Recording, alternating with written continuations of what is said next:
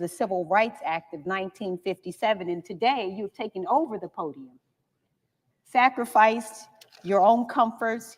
You have suffered over 22 hours to stand here today to talk instead about the greatness of America, and to speak about it in such a way that reveals the love you feel for our country, and we thank you for that. This country needs right now bravery.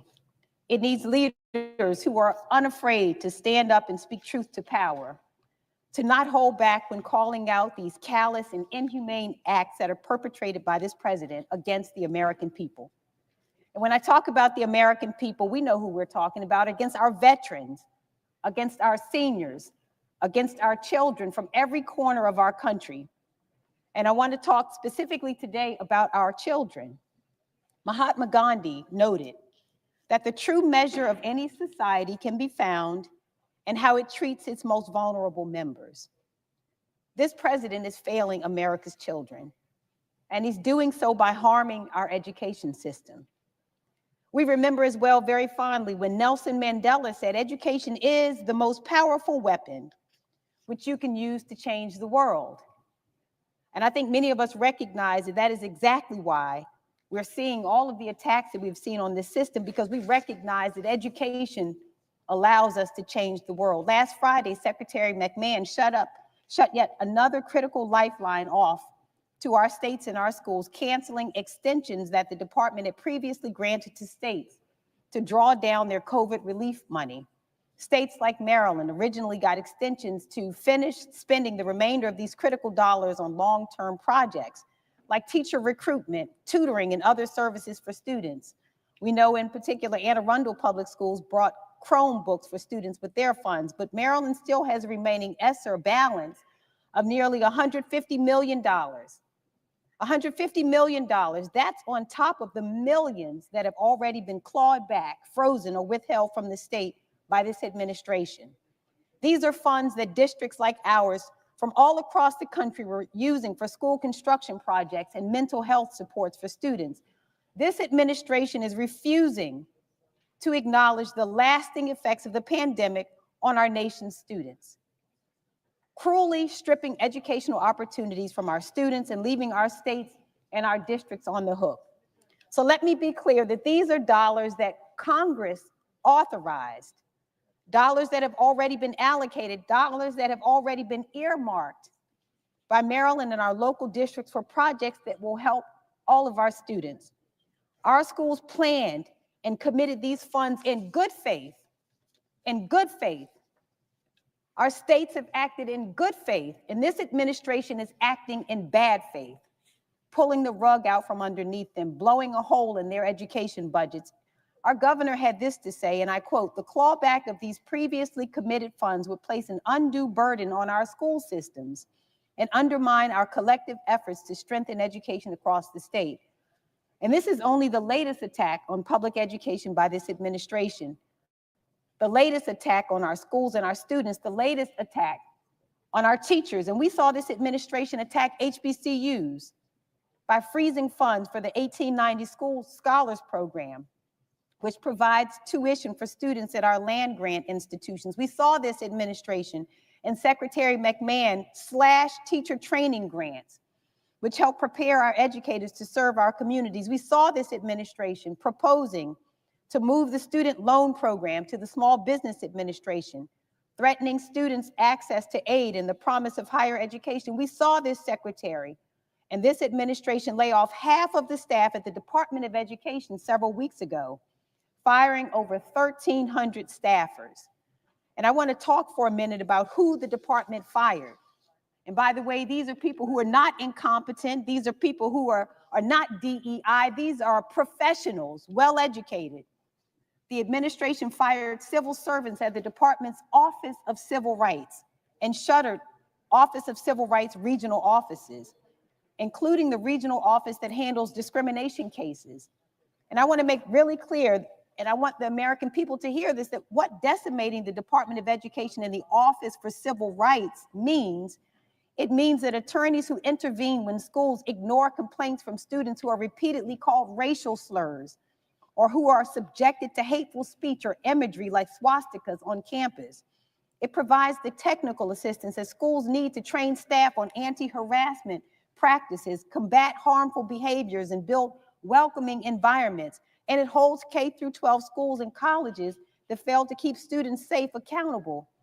It ensures that families have recourse if their child with a disability is not being served appropriately by their district, that if a child is not getting the speech therapy or other services outlined in their individualized education program, that they will have an advocate to help them.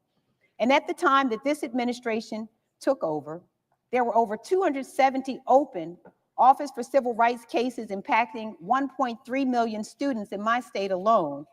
Without enough OCR staff to do the job, investigators' caseloads will grow to an untenable level. So we spoke to some of the lawyers that work in the division that serves Maryland schools, and all of these patriotic civil servants, all they want to do is to do their jobs. They want to combat discrimination in our schools. They want to ensure that every child has the opportunity to learn in a safe environment. And these civil servants don't know that that mission is possible, as they and so many of their colleagues are ruthlessly fired by this administration. These cuts are catastrophic.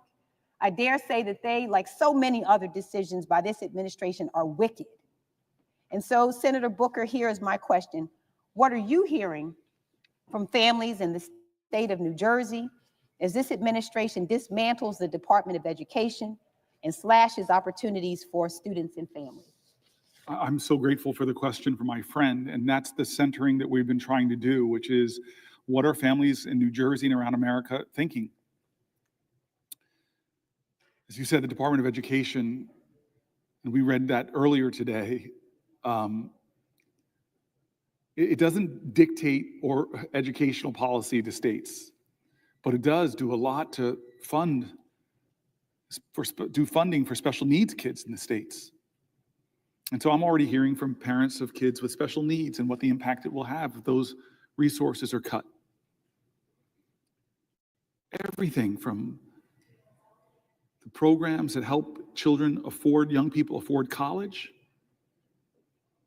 to programs that I've worked with people that help schools afford advanced scientific equipment so the bright minds, the geniuses of our state and the country can have the equipment they need. This administration is cutting things that are hurting families, and we are hearing from them. We're hearing from veterans, we're hearing from the elderly, we're hearing from people that are taking care of the elderly, we're hearing from people who run our hospitals, we're hearing from people that run our universities and who talk about the science funding and the cutting of PhDs. We're hearing from people who rely on Medicare and Medicaid, who rely on Social Security. We're hearing from people that are appalled that their nation bullies smaller nations like Canada or Greenland. We're hearing from people that are shocked at what they're doing to the most vulnerable people who come to our nation, who have American children, who have American spouse, or being disappeared off of our streets that have no criminal record.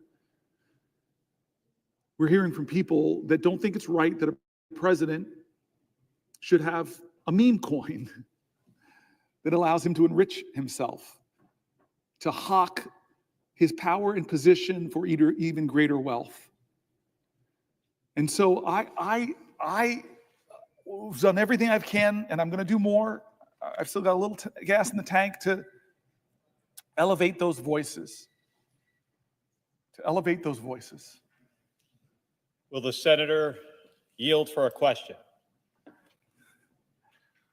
Before I yield, because I just keep wanting to exercise this power that I might have for a little while longer, and exercise it over a man that I have a real chip on my shoulder. He's a senator from Arizona. Yeah, he's been a military fighter pilot. He's been an astronaut, has been out of this world. But what ticks me off, sir, I've said nice things about everybody else, but I'm not saying them about you, sir. Because when I go home to New Jersey and I walk through my airport, I was a Newark mayor, my airport, I see your big bald head up in big picture of you saying New Jersey Hall of Fame, Mark Kelly. Who the heck am I? You're the senator from Arizona, but yeah, you're right, okay. You're this great, celebrated military veteran and astronaut who grew up in New Jersey, who went to high school in West Orange, whose parents were cops. And so you have the accolades in my state, and I am proud of that. I'm proud I get to serve with you. I still have the floor. Stop trying to speak. Well, There's rules in this place. Don't make me think the parliamentarian or the presiding officer. Thank you, sir. Thank you, sir. Senator, my apologies for the big with giant. that kind of deference, I now will yield for a question while retaining the floor. My apologies for my giant mug at Newark Airport, where I Overshadow grew me up. literally. As Senator Booker knows, I did grow up in the state of New Jersey. And growing up in New Jersey, I came from a very working class family. My family didn't have a lot of money. My dad was a cop. He was a union member. From my earliest days of remembering my mom going to work, she started out as a waitress. And I remember those days after working these night shifts at these banquets, how tired she was. She would work some long hours. And then she became a secretary, but she also would work as a waitress at the same time. And this was just to make ends meet. Eventually, my mother decided that she wanted to become a police officer like my dad. But this was New Jersey in the 1970s. And for a woman to become a cop, it was really, really hard. It was practically unprecedented. And my mom had to take a written test and then a physical fitness test. And the physical fitness test, it was designed for men. And part of this test required that my mom climb over this 7-foot 2-inch wall. Now, my mother was all of about 4 feet 13 inches tall. And to help my mom out in passing this test, my dad built a replica of this wall made out of a door between 2 pine trees in our backyard. He didn't tell her he made it an inch higher at 7'3". And I'd watch my mom go out there after dinner every night and try to get over this thing. And initially, she couldn't reach the top. And when she finally could, she would usually just fall off into the dirt. But my mom, she wasn't one to give up. And eventually, she was able to get over this thing. But it took her a long time. But she practiced for months. And when she finally took this test, instead of getting over in the required 9 seconds, she got over in 4.5, much faster than almost all the men. And my mom became one of the first female police officers in northern New Jersey. And she kept that job for a long time until eventually she was injured. And by the way, it was the union that protected her rights after being injured on the job. But I remember how this job changed our lives economically. Both of my parents having good paying union jobs. It meant more money coming in the door, more money for our family, more money to play sports. It was part of what allowed my brother and me to chase our American dream, to serve in the United States Navy, and eventually both of us as astronauts at NASA. And we were able to do that because our parents worked hard and they sacrificed for us. And because of the support we had, including some really good public schools. That's harder today for a lot of families, including the school part, by the way. I hear from so many folks in Arizona who feel like they're working harder and harder, and they just are not getting ahead. The cost of groceries and gas and housing, especially housing, makes these folks feel like they're just running in place. It shouldn't be that way. And Elon Musk and Donald Trump, they are making it worse. Trump's tariffs are going to jack up prices on nearly everything that families rely on. Groceries, rent, cars, housing. They're even trying to do away with the Department of Education. Now, how is that going to help kids get a good education. And if they're successful, their plan to gut Medicaid in order to pay for a giant tax cut for rich people, it's going to be even tougher for hardworking Americans, hardworking New Jerseyans and Arizonans to get ahead and achieve their American dream.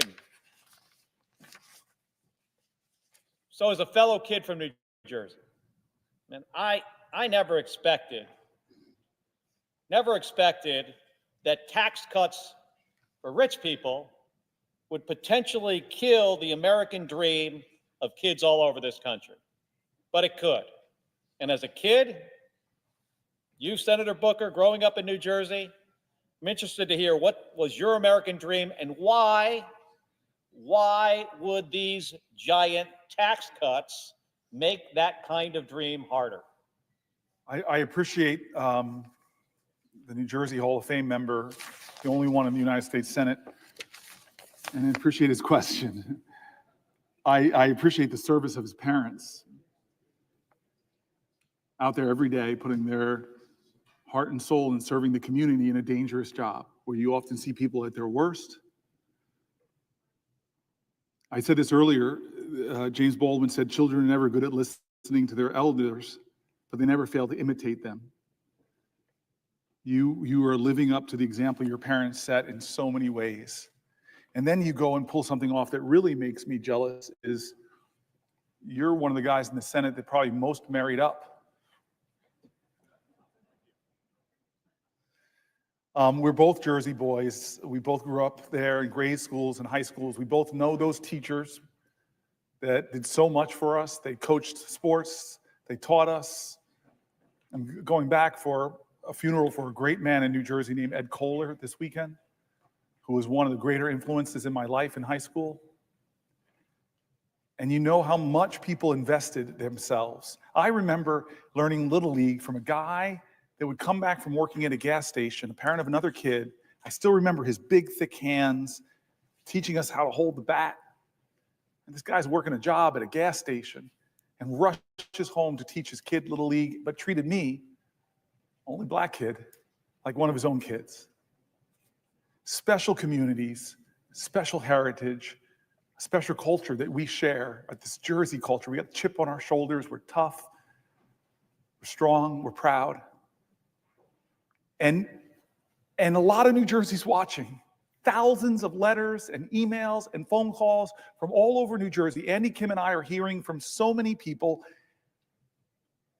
and they're afraid, they're angry, they're worried.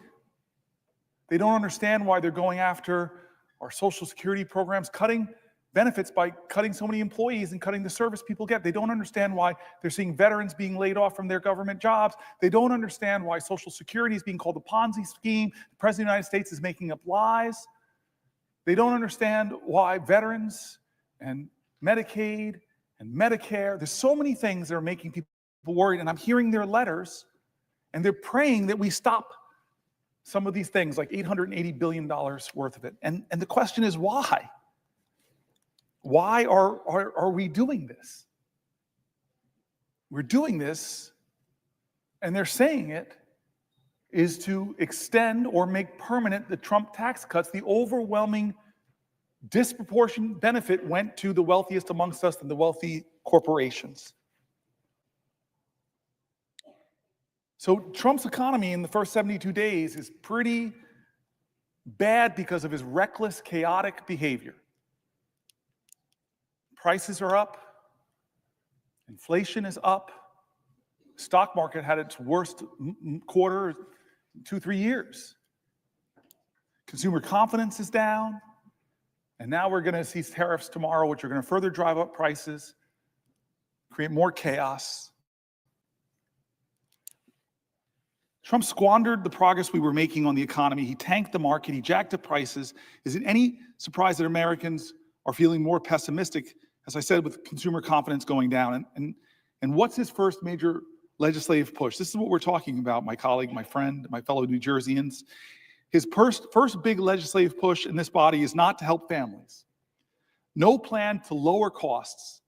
That's what he said he would do. It's his first legislation coming here about lowering costs? No. Is it any relief for seniors? Is it some big idea like we did to lower prescription drug costs? No, that's not what he's doing. Is his first priority helping our veterans?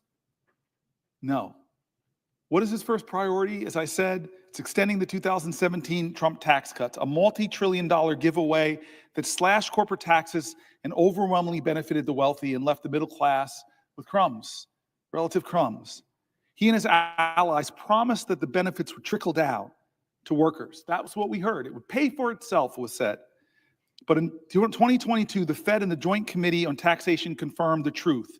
90% of workers, 90% of folk in our states saw no benefit.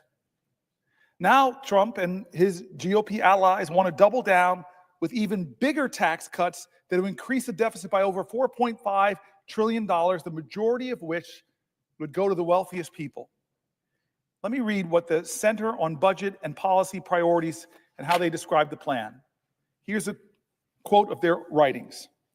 Following a presidential campaign in which Donald Trump promised to improve the economic circumstances of working families, House Republicans are instead pushing to extend all expiring provisions of the costly 2017 tax law, which are heavily skewed to people with the highest incomes, and add new tax cuts on top of that. The Republican-controlled House passed a budget resolution on February 25th authorizing the $4.5 trillion in tax cuts through 2034 and called on committees to partially offset the cost with true $2 trillion in cuts. Are they cuts to the wealthiest? No. These cuts will inevitably hit programs such as Medicaid and SNAP, which help millions of families afford essential needs. Extending the inspiring tax cuts for individuals and large estates would double down on the flaws in the 2017 law by, one, giving benefits, the biggest benefits to the wealthy. Households with income in the top 5% who have incomes over $320,000 would receive roughly half of the benefits. So millionaires above that, billionaires, all together, they would receive roughly half of the benefits. Ballooning the deficit, along with the 2021 and 2023 tax cuts enacted under President Bush, the 2017 law, along with the 2001 and 2003 tax cuts enacted under President Bush, the 2017 law has severely eroded our nation's revenue base. The House budget would compound the damage, adding hundreds of billions of dollars to the deficit each and every year. Extending the 2017 tax cuts would cost $3.6 trillion through 2034. Failing to significantly boost economic growth, workers' earnings, and other benefits would not be seen. The trickle-down benefits that proponents claimed in the 2017 law that they said it would produce never materialized. And the law hasn't come close to paying for itself, as I heard on the Senate floor from my colleagues. They said, oh, this is going to pay for itself. Oh, this is going to pay for itself. Yet the House budget claims that extending the tax cuts would generate trillions in revenue, far more than any independent estimate. As of 2017, an alternative path is available. Congress should work towards creating a fairer federal tax system that raises more revenue from wealthy people and corporations and supports high-value investments that expand opportunity and promote more shared prosperity. During the 2017 debate, Trump administration officials and prominent proponents claimed the tax law would yield broadly shared benefits by boosting economic growth. President Trump's Council of Economic Advisors claimed the centerpiece corporate tax rate cut would very conservatively lead to a $4,000 boost in household income. What a lie. But the research to date has failed to find evidence that the gains from the corporate rate trickle down to most workers. Surprise, surprise, surprise. A study by economists from the Joint Committee on Taxation and the Federal Reserve Board found that workers below the 90th percentile of the firm's income scale, a group whose incomes were below roughly $114,000 in 2016, saw no change in earnings from the tax cut. Proponents claim that the tax cuts would pay for themselves. Hasn't panned out either. In fact, a study by economists from Harvard, Princeton, the University of Chicago, and the Treasury Department estimate that the law's total corporate tax cuts, the rate cut, as well as full expensing for capital investments and international tax charges, reduced revenue by roughly 98 cents for every dollar of tax cuts. Reduced revenue in our country by roughly 98 cents for every dollar of tax cuts, even after accounting for increases in economic activity due to those cuts. Similarly, proponents argued the law's 20% deduction for pass-through businesses, partnerships, S-corps, and sole proprietorships would boost investment and create jobs. Then Treasury Secretary Steven Mnuchin, for example, argued that the deduction would be good for the economy and good for growth.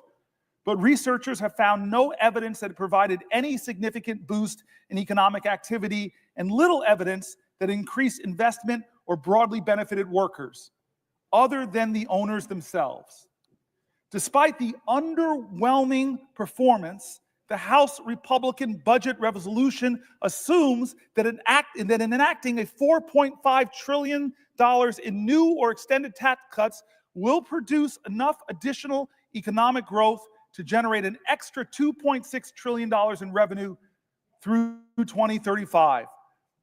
They think it's going to offset the tax cuts. The Committee for a Responsible Federal Budget has derided this claim as fantasy math, noting that it is many times greater than even the most optimistic independent estimate. They lied to us, or at least just put out really expansive hope in the past, and none of it came true. Fool me once, shame on you. Fool the American people twice, well, we should not let it happen.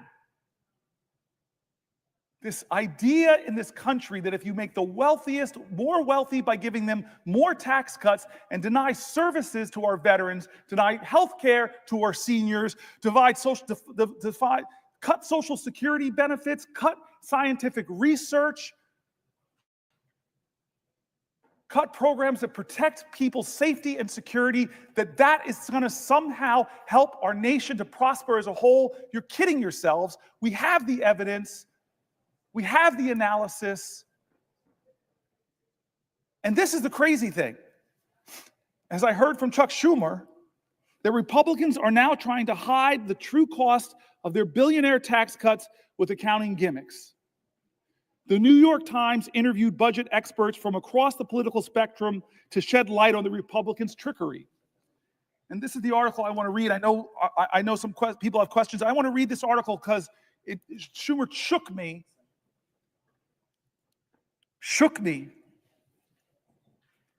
So here's the New York Times. The title of the article is "The Budget Trick the GOP Might Use to Make $4 Trillion Tax Cuts Look Like They're Free." How much does a tax cut cost? It depends on what you compare it to. Republicans in Congress trying to advance a giant bill that includes $4 trillion in tax cut extensions are considering a novel strategy that would make the extension appear to be free money. The trick, budgeting with the assumption that current policies extended indefinitely into the future, even those with an expiration date like the 2017 tax cuts, set to end next year, it's the difference between making the extension appear to cost $4 trillion, which is the true cost, or hiding it and say it costs nothing. Using this, quote, current policy baseline wouldn't change the bill's real effect on our deficits or debt, but it would make it easier to actually make the tax cuts lasting by sidestepping a rule governing budget reconciliation, the process Republicans are using to pass the bill.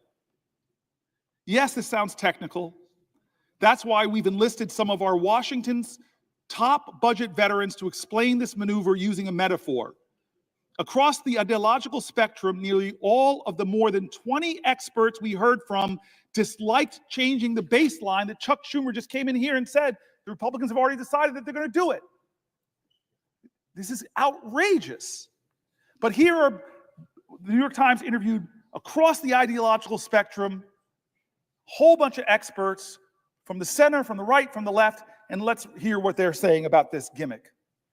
If budget reconciliation is like taking the express lanes on a highway, there's extra rules and tolls, limited stops, but it gets you where you want to go faster, using a, quote, current policy baseline for taxes is like slapping a fake license plate on your car, says Zach Moeller, director of the economic program at Third Way, which describes itself as a center-left research group. They don't like this gimmick. They think it's fakery.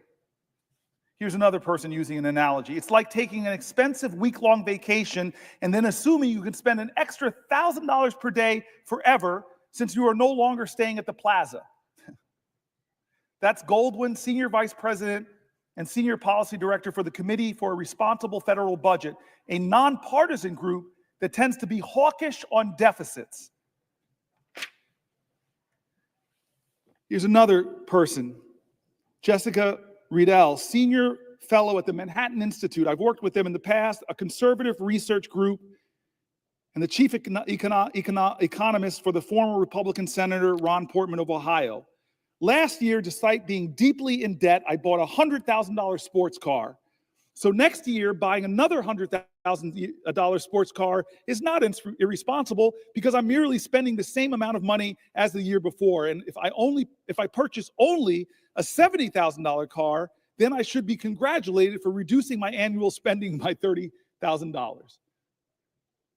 A conservative think tank is basically calling this a hoax and a lie. Lying to yourself.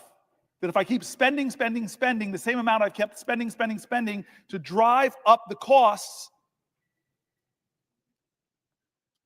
then I'm just doing the same thing I've done before, so it's not adding. Well, it is adding. There's no way to not call what the Republicans are trying to do a gimmick that's trying to hide the truth that they're going to add trillions of dollars to the deficits that our children, that our children's children are going to have to pay for. The debt payments alone to service the debt are going to be bigger than any of the programs we think we should be investing in, like science research or education or affordable child care or lowering prescription drug costs or expanding the child tax credit, things that we know if we invest in, we'll get some returns. But no, what they're investing in is bigger tax cuts for the wealthiest. Conservatives, independents, left-leaning folks all come to the same conclusion. Pretending $4 trillion in tax cuts will cost nothing may not be easy math. Many Republican lawmakers who are concerned about the deficit are well aware that the bill will increase the deficit by a lot. Here's the integrity call. One Republican in the House showed his integrity. One budget hawk named Massey said, I can't vote for this stuff. I'm a budget hawk. I do not want to see increased deficits. He called it what it was. I saw him in an interview say, hey, wait a minute. By your own numbers, Republican colleagues, you're driving up the deficit by trillions of dollars, and you're making the rich richer, and you're leaving future generations more bankrupt. So this article assumes that this was all going to be decided by the Senate parliamentarian who advises legislators on chamber rules. This parliamentarian, I thought, could rule that the current policy baseline isn't allowed, forcing the Republicans to have to make a choice, overruling or replacing my friend, parliamentarian, somebody that on both sides of the aisle we respect. It's very rarely done. I've been here for 13 years. We've had the same parliamentarian. But that doesn't mean Republicans won't try, this article assumes, and I guess they did try. They found a way around the parliamentarian. They found a way around the rules of the Senate. They found a way around the ideals of reconciliation and the Byrd rule. They are deciding that the way we're going to do this is break the Senate and make up our own rules. This is how they're going to get a bill through that gives $1 trillion of tax cuts to the wealthiest in our country who are doing very well. Let's not hate on other Americans. I celebrate success. God bless you. But you don't need tax cuts, especially not that are going to be given to you on the backs of the poor, on the backs of our elders, on the backs of our children, on the backs of expectant mothers, on the backs of my mom's, your mom's Social Security. What does it say about our values and our priorities to allow that to happen? Who are we, America, if you don't think this is a moral moment where the character of our country is being tested?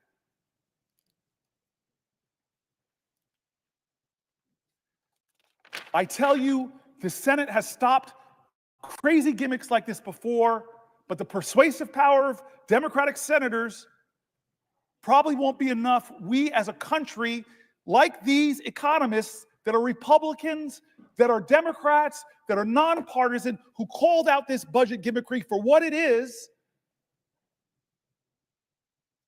when is it enough? When they came after journalists, when they came after colleges and universities, research and science, when they came after law firms who had the audacity to defend clients or to represent clients that were suing the president, who, God bless America, lost in civil courts, lost in criminal courts. When do you cross your line? We can't let this happen. It's not a right or left moment. It's a right or wrong moment. It's a moral moment in America. I've read Republican after Republican, from Republican governors to Republican mayor groups, from the Cato Institute to the Manhattan Institute to AEI, calling out this budget gimmickry for what it is, and the result will be the same: blowing up our federal deficit to stratospheric, almost unimaginable levels. This is wrong every way you look at it. And if your values are fiscal conservatism, then vote with your integrity and vote against that. If your values are a fiscal hawk and you hate deficits, well, vote against this bill because it violates you. Don't make up some fantasy that this is going to pay for itself. The 2017 tax cuts didn't. And you're going to extend them and say, well, it's going to happen this time. Oh, don't worry about it. It's going to happen this time. No, it's not.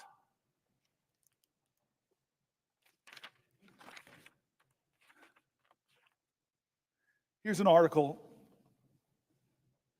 Donald Trump built a national debt so big that it'll weigh down the economy for years. One of President Trump's lesser known but profoundly damaging legacies will be the explosive rise in the national debt that occurred on his watch. The financial burden that he's inflicted on our government will wreak havoc for decades, saddling our kids and grandkids with debt. The national debt has risen by almost $7.8 trillion during Trump's term in office. That's nearly twice as much as what Americans owe in student loans, car loans, credit cards, and every other type of debt other than mortgages combined, according to the Federal Reserve Bank. It amounts to about $23,500 in new federal debt for every person in the country. Every person, $23,500. The growth in the annual deficit under Trump ranks as the third biggest increase relative to the size of the economy of any U.S. presidential administration, according to the calculation by a leading Washington budget maven, Eugene Sterleel, I'm pronouncing the name wrong, co-founder of the Urban Brookings tax policy. And unlike George W. Bush and Abraham Lincoln, who oversaw the larger relative increases in deficits, Trump did not launch 2 foreign conflicts or have to pay for a civil war. In peace times, he's number 3. Not the reason you want to be like Lincoln. Economists agree that we needed massive deficit spending during COVID-19 crisis to ward off an economic cataclysm. But federal finances under Trump had become dire even before the pandemic. That happened even though the economy was booming and unemployment was at historically low levels. By the Trump administration's own description, the pre-pandemic national debt level was already a crisis and, quote, a grave threat to our nation. The combination of Trump's 2017 tax cut and the lack of any serious spending restraint helped both the deficit and the debt soar. So when the once-in-a-lifetime viral disaster slammed our country and we threw more than $1 trillion into COVID-19 related stimulus, there was no longer any margin for error. Our national debt has reached immense levels relative to our economy, nearly as high as it was during the end of World War II. But unlike 75 years ago, the massive financial overhang from Medicare and Social Security will make it dramatically more difficult to dig ourselves out. Falling deeper into debt is the opposite of what falling deeper into the red is the opposite of what Trump, the self-styled king of debt, said would happen if he became president. In a March 31st, 2016 interview with Bob Woodward and Robert Costa of the Washington Post, Trump said he could pay down the national debt, then about $19 trillion. This is President Trump's promise back then, over a period of 8 years, by renegotiating trade deals and spurring economic growth. God, this man breaks his promises over and over. After he took office, Trump predicted that economic growth created by his 2017 tax cut, combined with the proceeds from the tariffs he imposed in 2017 on a wide range of goods from numerous countries, would help eliminate the budget deficit and let the United States begin to pay down its debt. On July 17, 2018, he told Sean Hannity of Fox News, "We have $21 trillion in debt. When the 2017 tax cut really kicks in, we'll start paying off the debt like it's water." That's Trump on Fox News. Lying. 9 days later, he tweeted, quote, "Because of tariffs, we will be able to start paying down large amounts of the $21 trillion in debt that has been accumulated, much by the Obama administration." The guy can't help blaming Obama. That's not how it played out. Nothing he said came true. When Trump took office in January of 2017, the nonpartisan Congressional Budget Office was projecting that the federal deficit would be 2% to 3% of our gross domestic product during Trump's term. Instead, the deficit reached nearly 4% of gross domestic product in 2018 and 4.6% in 2019. There were multiple culprits. Trump's tax cuts, especially the sharp reduction in the corporate tax rate to 21% from 35%. Again, I was here, a lot of my colleagues were here. The big business groups were coming in asking for 25% from 35%. And Trump said, nah, you're asking me for 25, I'm going to give you 21%. Cut your taxes even more. It took a big bite out of federal revenue. The CBO estimated in 2018 that the tax cut would increase deficits by about $1.9 trillion over 11 years. Meanwhile, Trump's claim, I wish the author wrote Trump's lie, but he says Trump's claim that increased revenue from the tariffs would help eliminate or at least reduce our national debt hasn't panned out. Surprise, surprise. In 2018, Trump's administration began hiking tariffs on aluminum, steel, and many other products, launching what became a global trade war with China, the European Union, and other countries. The tariffs did bring in additional revenue. In the fiscal year 2019, they netted about $71 billion, up about $36 billion from President Barack Obama's last year in office. But although $36 billion is a lot of money, it's less than 1/750th of the national debt. That's $36 billion could have covered a bit more than 3 weeks, just 3 weeks of the interest on the national debt. That is, had the Trump administration not unilaterally decided to send a chunk of the tariff revenue to farmers affected by his horrible trade wars. Businesses that struggled as a result of the tariffs also paid fewer taxes, offsetting some of their increased tariff revenue. By early 2019, national debt had climbed to $22 trillion. Trump's budget proposal for 2020 called it a grave threat to our economic and societal prosperity. He called his own damage that, and asserted that the U.S. was experiencing a national debt crisis. However, the same budget proposal included substantial growth in the national debt. By the end of 2019, the debt had risen in our country to $23.2 trillion, and more federal officials were sounding the alarm. Not since World War II have we seen deficits during times of low unemployment that are as large as those that we project, nor in the past century has it experienced large deficits for as long as we project, said the CBO. Weeks later, COVID-19 erupted and made the financial situation far worse. As of December 31st, 2020, about a month left or 3 weeks left in his term, the national debt had jumped to $27.75 trillion, up 39% from the $19.95 trillion when Trump was sworn in.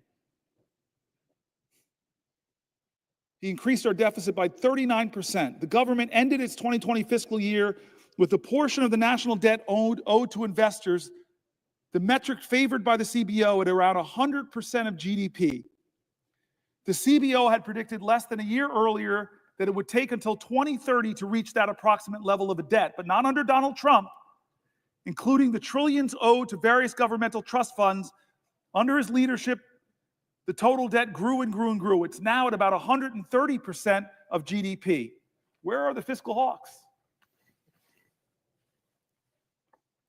Normally, this is where you give Trump's versions of events, but we couldn't get anyone to give us Trump's side. Judd Deere, a White House spokesman, referred us to the Office of Management and Budget, which is a branch of the White House. OMB didn't respond to our requests. The Treasury directed us to comments made by the OMB director, Russell Vought, in October, in which he predicted that as the pandemic eases, the economic growth rebounds. The fiscal picture will improve, he said. The OMB blamed legislators for deficits when Trump submitted his proposed 2021 budget.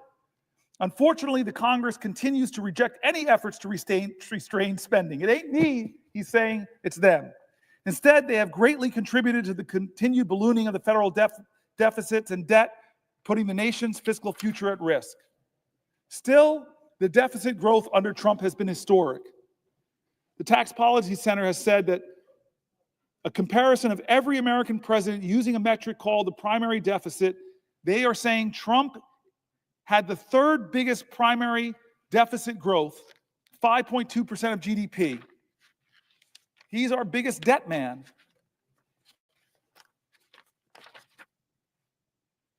Deficits have ballooned under this president because of his tax scam, of his lies about his tax bill in 2017, none of which came true. It didn't pay for itself. It didn't close the deficits. It blew up our deficits. The benefits didn't go to working people. The benefits, as it says, over 90% would go to wealthier Americans and corporations. Even some Republicans have been calling out the hypocrisy. One of our colleagues, Rand Paul, in 2018, I can't, in all honesty, Rand Paul says, in all good faith, just look the other way because my party is now complicit in these deficits. The other thing is there's a huge hypocrisy factor. Republicans lambasted President Obama to no end for trillion-dollar deficits, and now they have to put forward a multi-trillion-dollar deficit. Mick Mulvaney, Trump's former chief of staff, said in 2020, my party is very interested in deficits when there is a Democrat in the White House. The worst thing in the whole world is deficits when Barack Obama was president. Then Donald Trump became president, and we're a lot less interested in deficits as a party. We don't care at this point. And here's a guy I've mentioned numerous times, Thomas Massie, a Republican member of the House, said earlier this year about Republicans, we have no plan whatsoever to balance the budget other than growth. But what they're proposing is going to make deficits worse. This is what our president is trying to do with the complicity of a lot of people who call themselves deficit hawks, who call themselves fiscal conservatives. They're going to try to blow it through here, gaming the system, creating some kind of scam to obscure the real cost of this when we all know them on the Republican side, us on the Democratic side, we all know the truth about these tax increases and what they're going to do, how much they're going to cost. But we're going to play a game, it looks like here, unless more Americans speak up. Republican and Democrat, people who know numbers, who know what we're doing to future generations in this country. This is wrong, and I say again, this is not right or left. It is right or wrong. This is a moral moment in America. What are we going to do? I'm so glad my friend, the senator from Hawaii, is here.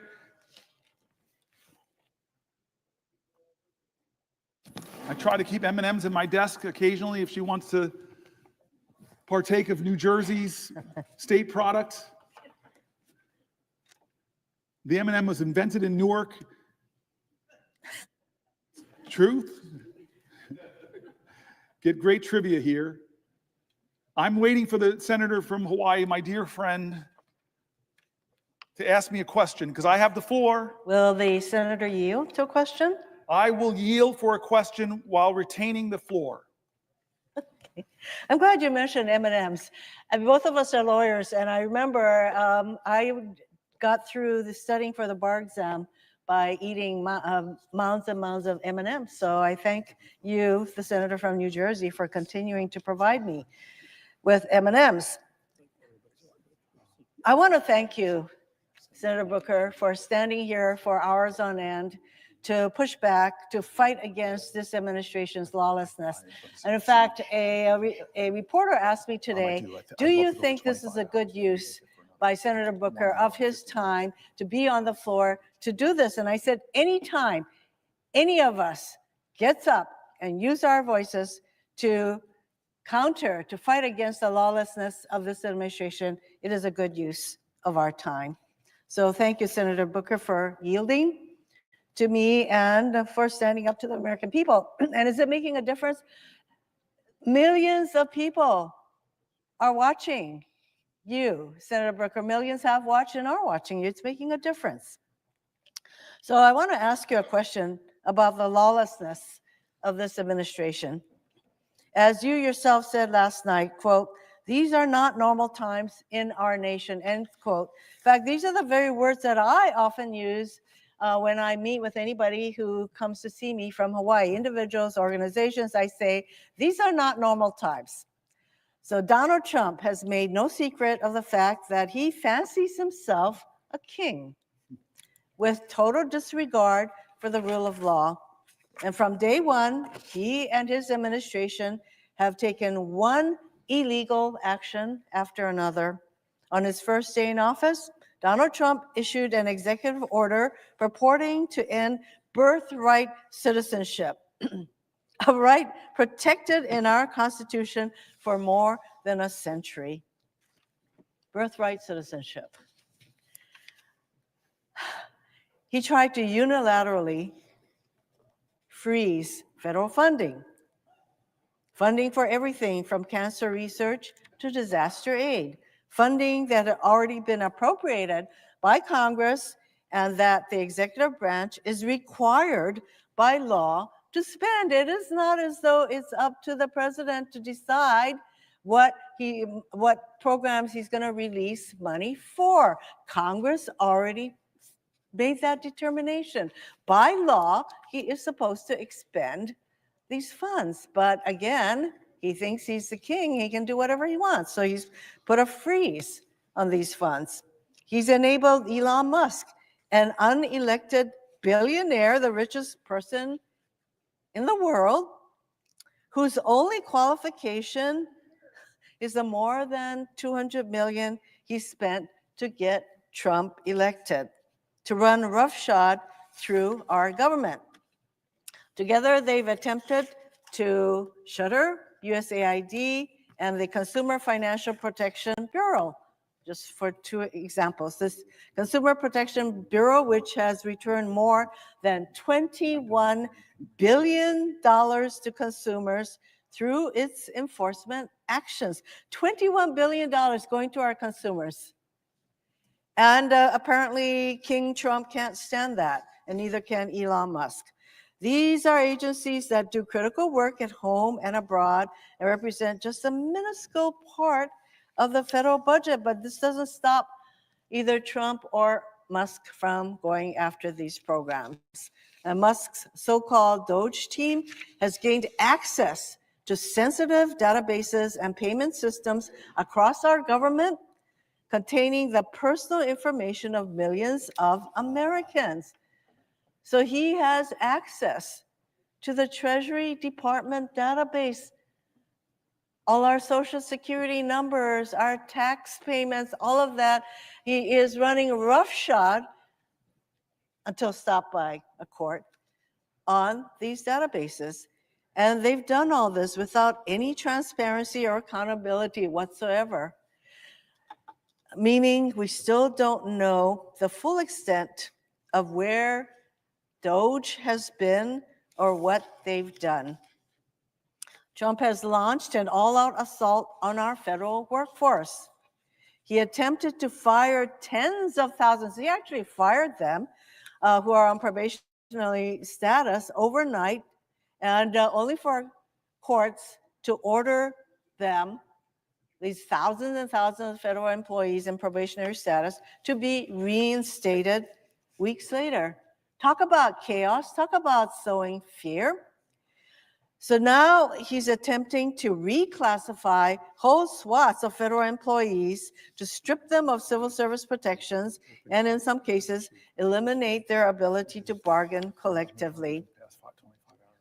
He fired Department of Justice and FBI officers for seemingly no other reason than their involvement in January 6 cases they were assigned to as rank and file officials, not as though these people at DOJ and FBI had a choice in the kind of cases they were going to be assigned. They were assigned January 6 cases, and the names of these people, there's some 6,000 FBI and DOJ employees who worked on January 6 cases, and there's a fear that those names would be disclosed. He's going after schools, from kindergartners to universities, as part of his war on diversity, equity, and inclusion. There are many examples of the kind of government overreach that they are exercising through their effort to ferret out what they call diversity, equity, and inclusion, which actually, that is a positive. Don't we want to be inclusive? So I want to give you just one example. There was a teacher in Idaho who had a poster in her classroom that said, "Everyone is welcome here." And there were handprints, different colors, white, black, yellow, handprints. And she was told she had to take this poster down, and that if the handprints were all white handprints, she could have kept the poster up, but she was told she had to take this poster in her classroom that says, "Everyone is welcome here." She took it down at first, but she felt so bad about it that she put it back up, and then she was told by the powers that be at her school that she had a certain amount of time to take this poster down, and otherwise there will be disciplinary action. That is the kind of government overreach that is a hallmark of this administration. To date, the Trump administration has withheld millions of dollars from hand-picked colleges and universities, conditioning the funding on unreasonable demands meant to bring these colleges to their knees. So he's starting with Harvard, Columbia, there's probably a whole long list of colleges that he's threatened to withdraw hundreds of millions of dollars from. They've slashed funding or staffing at the Department of Education. In fact, they would like to dismantle the Department of Education, which is responsible for administering billions in funding for low-income students, students with disabilities, and something as critical as school lunch for kids. Every single state in our country relies on the funding they receive from the U.S. Department of Education. In Hawaii, we're talking about some $300 million in funding for our schools to help our kids with disabilities, to provide school lunches through the U.S. Department of Agriculture, the things that I mentioned. And as Senator Booker knows well, the list goes on and on.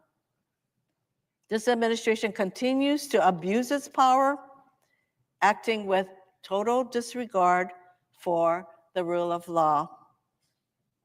And we have turned to the courts to stop these illegal acts. And now Republicans are calling to impeach these judges who are applying the law, who are doing what they're supposed to be doing, and not just giving Trump whatever results he wants, but these judges are now deemed open to impeachment.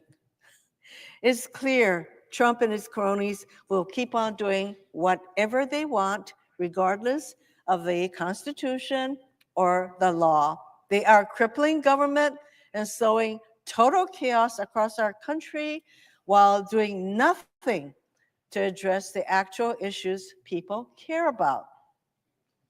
I know my colleague from New Jersey is just as concerned about lawlessness as I am. We both sit on the Judiciary Committee. We know how important adherence to the rule of law is. And in fact, I have said many times that it's the rule of law that separates the democracy from all other forms of government. And we now have a president who does not think that the rule of law applies to him. WTF comes to mind. So, Senator Booker, my question to you is, what are the consequences of this total lawlessness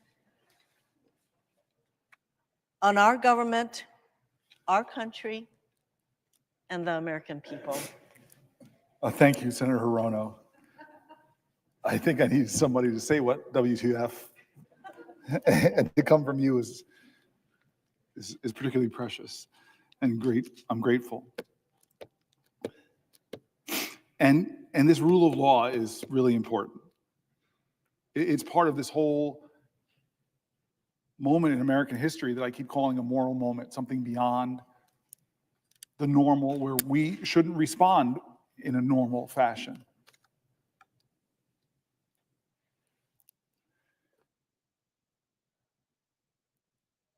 This is a moment where judges rule in his favor, and he praises them. They just don't rule for him. He drags them and threatens them, so much so that Chief Justice of the Supreme Court has to tell them to back up. When elected officials, speak up, many of them fear what the consequences would be for them or their reelection if they speak against him. Lawyers decline, possibly, to represent people because they're worried that this president has already showed that if you represent the wrong people or represent, God forbid, people against him, he's going to try to shut down your law firm in ways that are against the rules of law that this country believes in. Journalists and media organizations, they don't report in a way that he likes or confirm his arbitrary name changes of the Gulf of Mexico. There's a punishment that he dishes out to try to make them succumb to submission. State and local governments literally could get extorted for their funding if they don't carry out his demands. Schools and universities who are starving for dollars, trying to invest them in research and science that will propel humanity to new heights, well, they could get targeted by this president if you don't do what he says. It feels like his ultimate goal is to create a country where you cannot trust the outcome of elections that he loses, because he's going to tell you if he lost that election, it's the big lie. It's wrong. I won. I don't care what judge after judge, court after court says. I won. And if you don't believe me, if you don't say that the election I won, well, there'll be consequences for that too. This is a president who, even as we've read, people on both sides of the aisle, isn't respecting the Constitution, the separation of powers, isn't respecting the rights that we hold precious, isn't honoring what you call the rule of law. I want to go a little bit into this for a second. Let's talk about the separation of powers. There's many, many different cases right now. But we know that James Madison, the founding father who devised the basic framework of our Constitution, devoted some of the Federalist Papers to the ways the Constitution addresses the danger of concentrating too much power in one person or one branch of government. Written in 1788, Madison's words still have resonance today. This is what he wrote in Federalist 487. The accumulation of all powers, legislative, executive, and judiciary in the same hands, whether of one, a few, or many, and whether hereditary, self-appointed, or elective, may justly be pronounced the very definition of tyranny. So what is this president trying to do? He's trying to jam any court decision that's not in his favor, and either the judge is corrupt and should be impeached, or he's just going to deny the ruling or not follow it. Madison explained that the Constitution set up the executive, legislative, and judiciary branches to be separate and distinct and equal and bound together by checks and balances. Quote, "It is agreed on all sides that the powers properly belonging to one of the branches ought not to be directly and completely administered by either of the other branches. It is equally evident that none of them ought to possess directly or indirectly an overruling influence over the others in the administration of their executive respective powers." That's Federalist 48. I'm nerdy enough to have a favorite Federalist paper. I'm going to read from my favorite one, Federalist 51. In order to lay a due foundation for the separate and distinct exercise of the different powers of government essential to the preservation of liberty, it is evident that each department should have a will of its own, so constituted that each should have as little agency as possible in the appointment of the members of the others. But the great security against a gradual concentration of the several powers in the same department consists in giving to those who administer each department the necessary constitutional means to resist the encroachments of the others. To resist the encroachments of the others. We're not doing that in the Senate or in the House. It may, Federalist 51 continues, it may be a reflection on human nature that such devices should be necessary to control the abuses of government. And here's the quote, folks. Here's the quote from our founders. If men were angels, no government would be necessary. If angels were to govern men, neither external nor internal controls on government would be necessary. But our president is no angel. In framing a government, this is 51 continuing, in framing a government which is to be administered by men over men, the great difficulty lies in this. You must first enable the government to control the government, and in the next place, oblige it to control itself. They are talking about at great length, our founders, in the separation of powers and the checks and balances of these institutions, and yet for 72 days of this administration has the Congress, Article 1, the People's House, the Senate, the deliberative body, have we once held this president to account? The most powerful man in the world and the richest man in the world have taken a battle axe to the Veterans Association, a battle axe to the Department of Education, a battle axe to the only agency solely focused on protecting consumers against big banks and other factors that might abuse them, bringing it down. Congress established the Department of Education. Congress established the Consumer Finance Bureau. Congress. But the president doesn't care. He's going to push as hard as he can against the principles of our founders. And what will we do in this body? What will we do in the House of Representatives? Right now, the answer is nothing. Has Elon Musk, the unelected, un-Senate confirmed, billionaire, #1 campaign contributor of Donald Trump, who has admitted he's made mistakes. Heck, his website, he keeps taking down the mistakes, keeps getting called out from them, fires people from the FAA, then begs them to come back, fires the people that protect us from nuclear accidents. Oh, wait, come back. Has we ever in the Senate or the House called him in for one oversight hearing to account for what he's doing, to address the fears of a nation. No. Separation of powers. Hey, we have hearings here all the time, but not Elon Musk. You know why?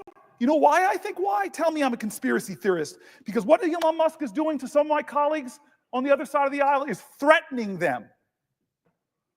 Threatening to run primaries with what to me would be a quarter, but to him is $100 million. I'm going to drop $100 million against you in a primary if you step out of line. Or if you dare to say Hegseth is not qualified to be the Secretary of Defense, we're going to drag you through X. We're going to awaken a mob to threaten you.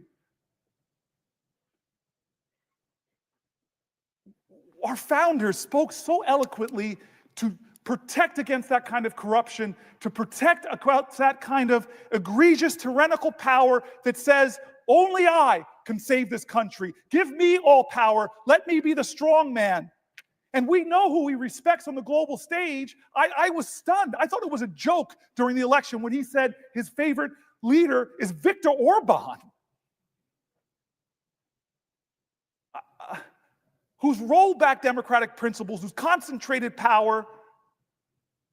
I see, who does he choose to call a dictator? The man who is trying desperately to lead his country in defense against the authoritarian dictator and preserve his democracy? Or does he call the dictator a dictator? No. Simple test. Most high school students would simply pass it, but no, he calls a hero a dictator. Do we have any conversations about that in an informal capacity? To talk about the Ukrainian war, which I know people on both sides of the aisle. Mazie Hirono brings up the separation of powers. Why is history's lesson so relevant today? Why do we study history? Why did I learn that in high school, that you study history so you don't repeat the mistakes of the past? You study history to gain inspiration and insight and courage against tough times. You study history to be inspired by heroes who stood up against despots, sacrificed themselves. What is the lesson in history? How is it relevant to us today? Because the separation of powers between the branches of government has allowed our democracy to thrive for nearly 250 years. And now we have a person in power that's barely being checked. And if the courts check him, what he does to the courts? In the 9 weeks or 10 weeks since Donald Trump was inaugurated, there have been more than 140 federal lawsuits filed challenging his actions. I don't know if another president has, in my lifetime, ever has had 140 federal lawsuits in about 9 weeks. It's a staggering figure. We should consider it a staggering figure. He must be the most sued president in U.S. history. Somebody should fact check that. But at least in my lifetime, I don't remember Reagan, don't remember Bush, don't remember Obama or Clinton or Biden being dragged into court in the first 9 weeks so many times and losing case after case. He may have a record for the most lawsuits filed by a president himself, because he's a guy that says he loves to sue folks. In support of the big lie, he did so many lawsuits and lost them all. The lawsuits against Trump and his administration are not frivolous. Federal judges appointed by Republican presidents and Democratic presidents alike have found Trump's executive actions illegal, temporarily pausing many of them too. Trump's executive actions and the outcomes of these lawsuits have a direct effect on Americans. These lawsuits challenge Trump. Here are some of the examples, folks. And I'm wondering where the American people stand on these lawsuits, not the people who are blindly loyal to him because they believe the lies that he so artfully, creatively, and convincingly tells. But just tell me, where do you stand on these issues? Attacks on veterans who have served our country in the military and civil services. Well, there are lawsuits challenging his right to attack our veterans. There's lawsuits challenging Trump on his attacks on government agencies that protect your grandmother from online scams. I don't know where you stand with the grandmas getting scammed, to defend them or the president. Lawsuits against Trump because of his attacks on lawful American citizens born in this country and guaranteed their citizenship under the U.S. Constitution. There are lawsuits against the president for withholding National Institute of Health funds to support studies of horrific diseases like Alzheimer's and disrupting life-saving medical research and ongoing clinical trials. Now, if you're a student of history, this is the problem often with lawsuits. Brown versus Board of Education, we celebrated as this wonderful case. It was. But was it obeyed? No, it wasn't. I have a picture of Ruby Bridges in my office because it wasn't obeyed. The court didn't declare this, and suddenly everybody said, hey, let black folk go to school with white folks. No, the president had to call in the National Guard to escort a little girl into a class. That's the problem with lawsuits, is you have a defiant executive leadership, they'll defy them. These, where you stand? Do you stand with veterans? Do you stand with your grandmothers against online scans? Do you stand with American citizens born in this country? Do you stand with withholding National Institute of Health funding? It was clearly that. We know the majority of Americans are with that, but people are having to bring him to court to fight on these issues.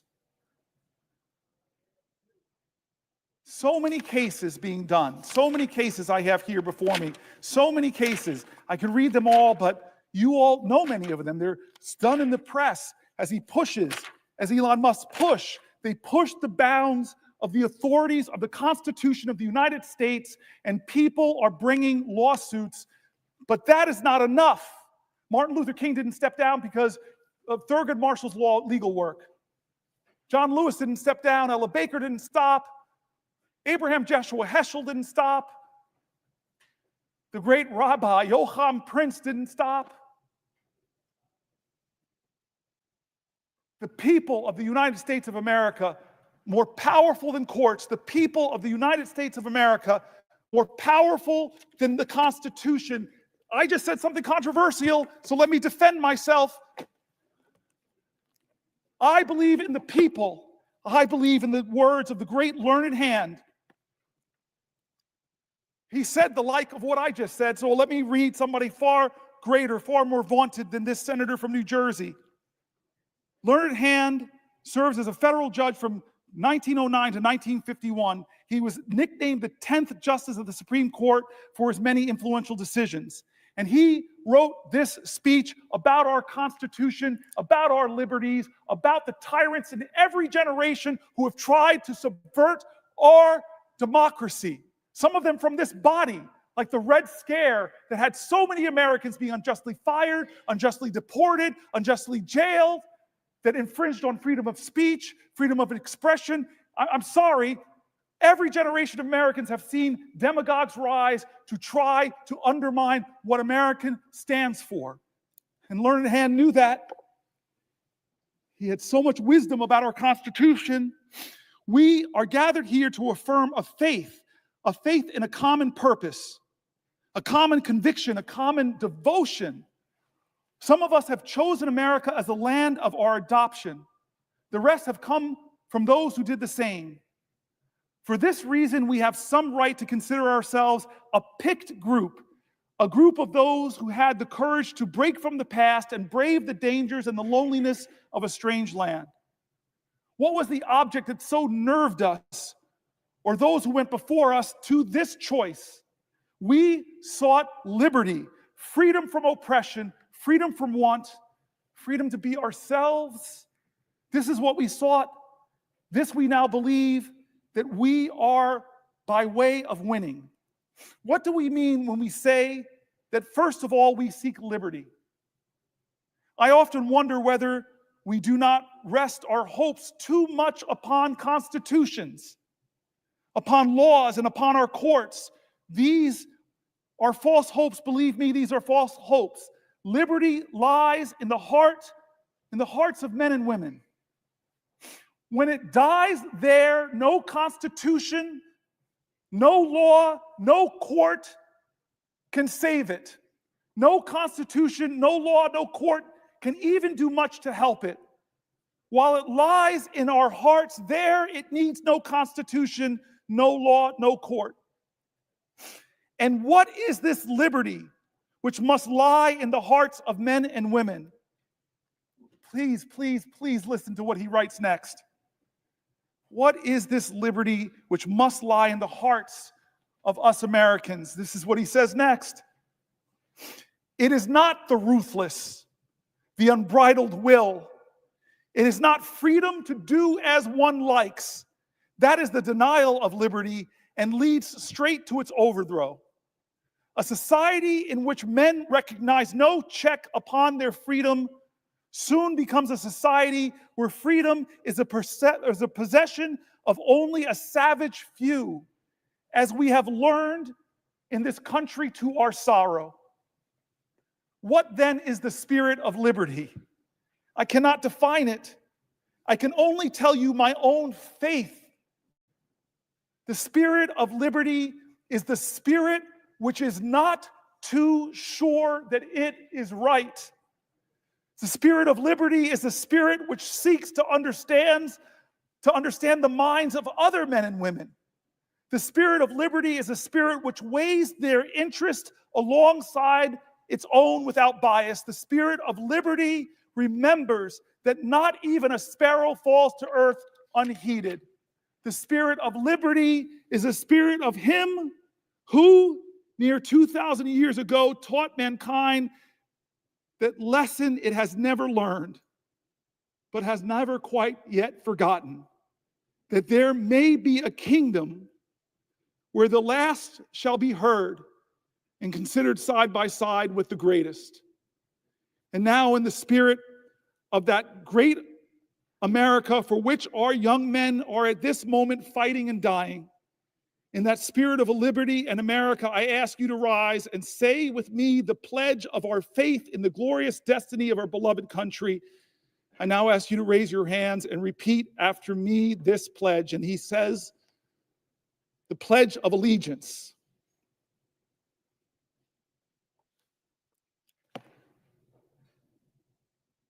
He believed that the Constitution dies if the spirit of it dies in the hearts of men and women. I will tell you,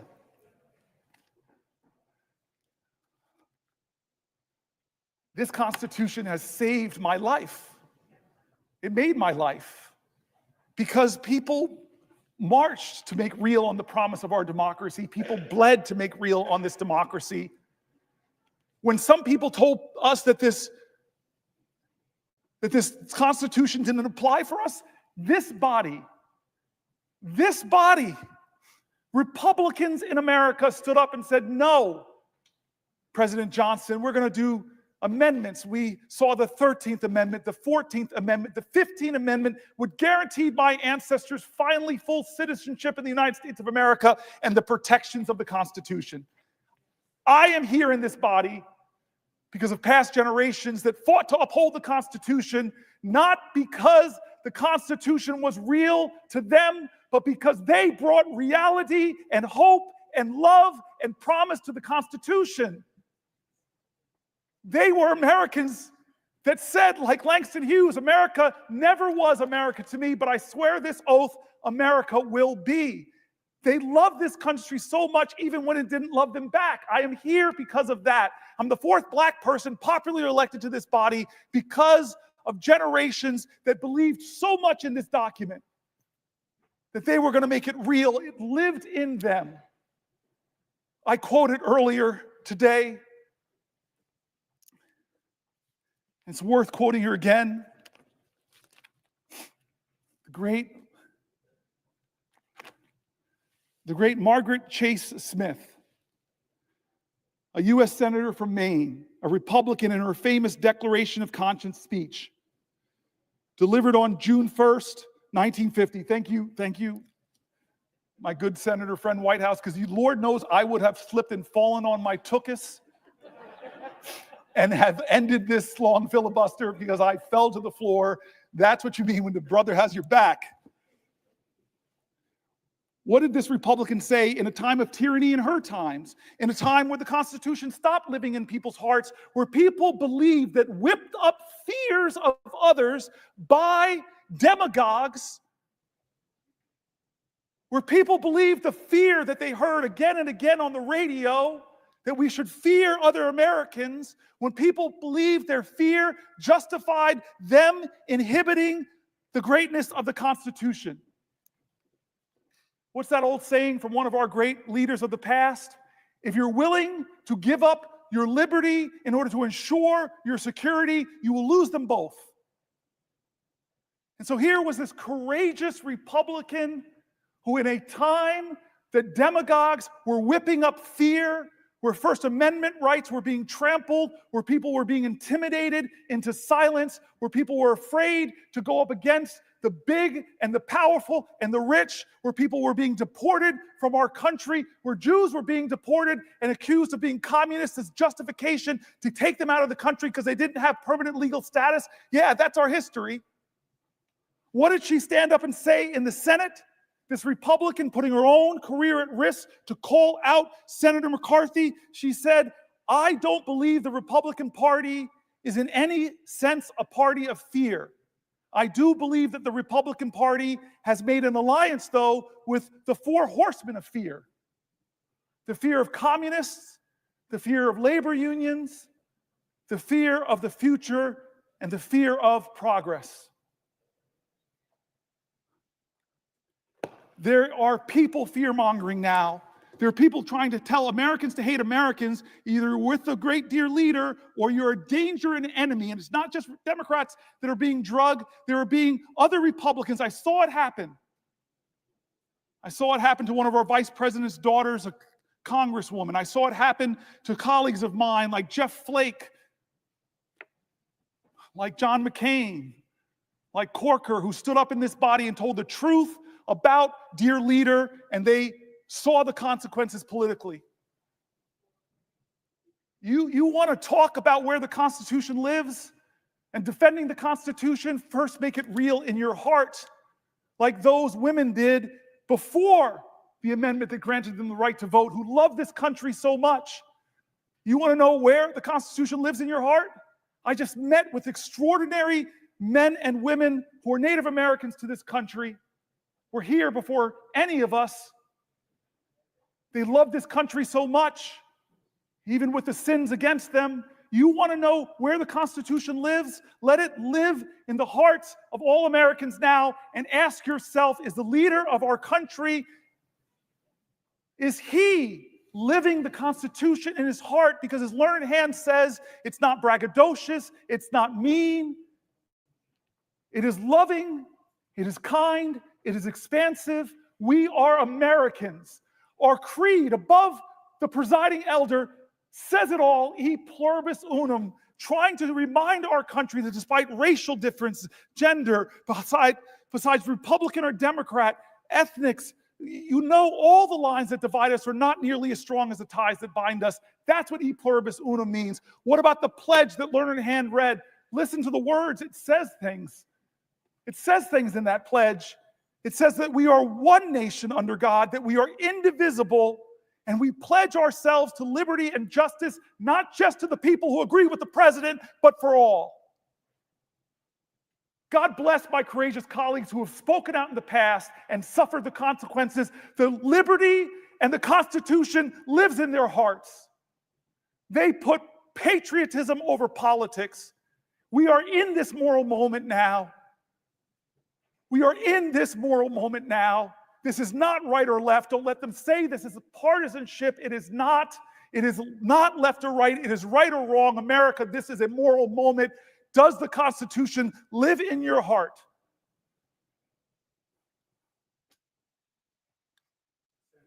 Or a question. Before I yield, I love this power trip.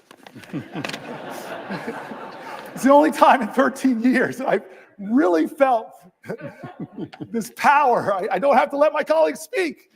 And I, first amongst us all, really love to speak. I just want to say thank you to Chris Murphy.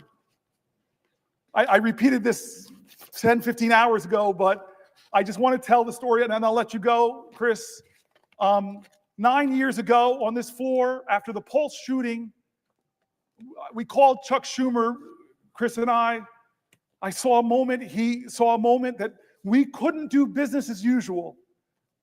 We just said, how can you have this mass shooting, yet another mass shooting, and this body just go on as business as usual? It's why I'm standing here right now. And we agreed, with the Chuck Schumer's help, that we would get control of the Senate.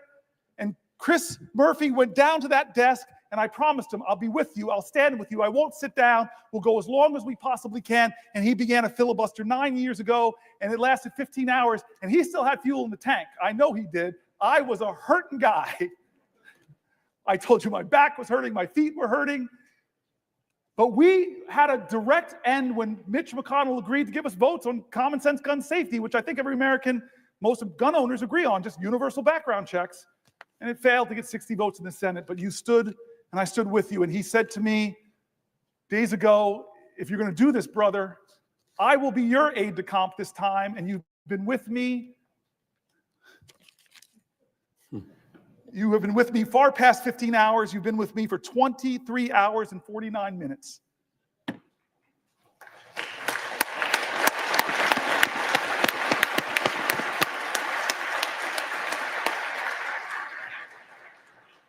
Although my cousin Pam in the gallery should be the same amount of time.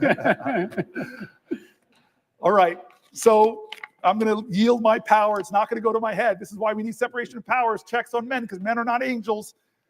I yield for a question while retaining the floor. Senator Booker, it has been a wonder to be with you on the floor these last 24 hours. You indeed did something extraordinary and performed a sympathy filibuster with me 9 years ago, where as I stood at that desk for 15 hours, you stood on the Senate floor. You didn't need to, but you did in solidarity. I have been with you for the last 24 hours, but I've sat for most of it. You've done the hard work. You are an extraordinary senator. You are an extraordinary American. And I think I can say on behalf of everyone in this chamber and many people in the gallery, you are an extraordinary friend. And so I think all of us feel privileged to be here with you at this moment of peril, this moment of danger, this moment of opportunity for the nation, but also this moment of history. On August 28th, 1957, at about 8:45 p.m., Strom Thurmond took this floor. And he took the floor with the intent of trying to block the 1957 Civil Rights Bill. This was the most significant, really the only civil rights bill that had been before the United States Senate in 90 years. Most famously, about 10 years before, when he was running for president as a Dixiecrat, he had said, "There's not enough troops in the army to force the Southern people to break down segregation and admit the Negro race into our theaters, into our swimming pools, into our homes, and into our churches." And he sat on this floor for just over 24 hours, and he made the case for why this nation should continue to segregate black and white. He started, in fact, by reading every single state's voting rights laws. Every single state's laws he read into the record, apparently as proof that every state adequately protected all of its voters and that no additional laws were necessary. He had friends in his cause to preserve segregation that came down to the floor and asked him long questions to give him breathers. At the end of that 24 hours, at around 9 p.m. the following night, he could go no longer. His final words in his 24-hour record-breaking filibuster were, "I expect to vote against the bill." But within hours, the bill passed. It became law. It established the Office of Civil Rights at the Department of Justice. It was not nearly enough, but it broke 90 years of inaction. What you have done here today, Senator Booker, couldn't be more different than what occurred on this floor in 1957. Strom Thurmond was standing in the way of inevitable progress towards equal political and economic rights for Black Americans. It was inevitable only because the people of this nation were standing up at that moment, the beginning of the civil rights movement, to make clear that progress was inevitable. And I say that that moment is so different from this moment because today you are standing in the way not of progress, but of retreat. You are standing in the way of retreat from the rule of law, retreat from our commitment to provide care to the most vulnerable, retreat from our common cause, at least we used to be in common cause, that we would have zero tolerance from corruption at the highest levels of government. And you have recognized rightly that this multifaceted retreat from everything that makes this country so special, and the speed of that retreat over the last 71 days, it is an exceptional moment. You've said that word over and over again. It is not normal what this administration has been doing to rob from us the values that used to unite left and right in this nation. And so you made this bold decision to engage in an exceptional tactic, to declare 24 hours ago that you were going to stand on this floor for as long as you could to try to raise the specter of failure in our fight against this retreat for our colleagues and for the American public. The exceptional nature we have heard so eloquently from you over the course of the last 24 hours, the massive transfer of wealth in this reconciliation bill from the poor and the middle class to the wealthy, the industrial scale harassment of journalists, of universities, of law firms, the destruction of the independence of the Department of Justice, the destruction of the American knowledge economy and the research economy, the use of the White House in violation of the Constitution to make those in power richer. You have laid out the case. And it's funny, I remember this from 9 years ago. When you're sitting in your spot, you haven't moved in 24 hours, you have no idea what's happening outside of this building. You don't actually know how many people in this country have engaged in the conversation that you started 24 hours ago. On one social media platform alone, there have been 150 million clicks on your live stream. This is a country of 300 million Americans. You have been able to pique a conversation here amongst our colleagues, who we need to stand with us eventually against this retreat, and across this country. And I think we are here as we reach a pivotal hour to just say thank you for having the courage, the audacity to bring us on this journey. And so my question is pretty simple. I think you will find when you finally leave this chamber that you have done something extraordinary, that you didn't solve the problem, that we are still a long ways from being able to successfully beat back this retreat, but that you have accomplished something extraordinary. And so I guess that's just my question. When you set out with this idea, when this was starting to germinate in your mind, my question for you, Senator Booker, is what did you hope to accomplish? I thank my colleague and my friend again. He and I talked about this, that I was challenged by my own constituents to do something different, challenged by my own constituents to do something, challenged by my own constituents to take risks.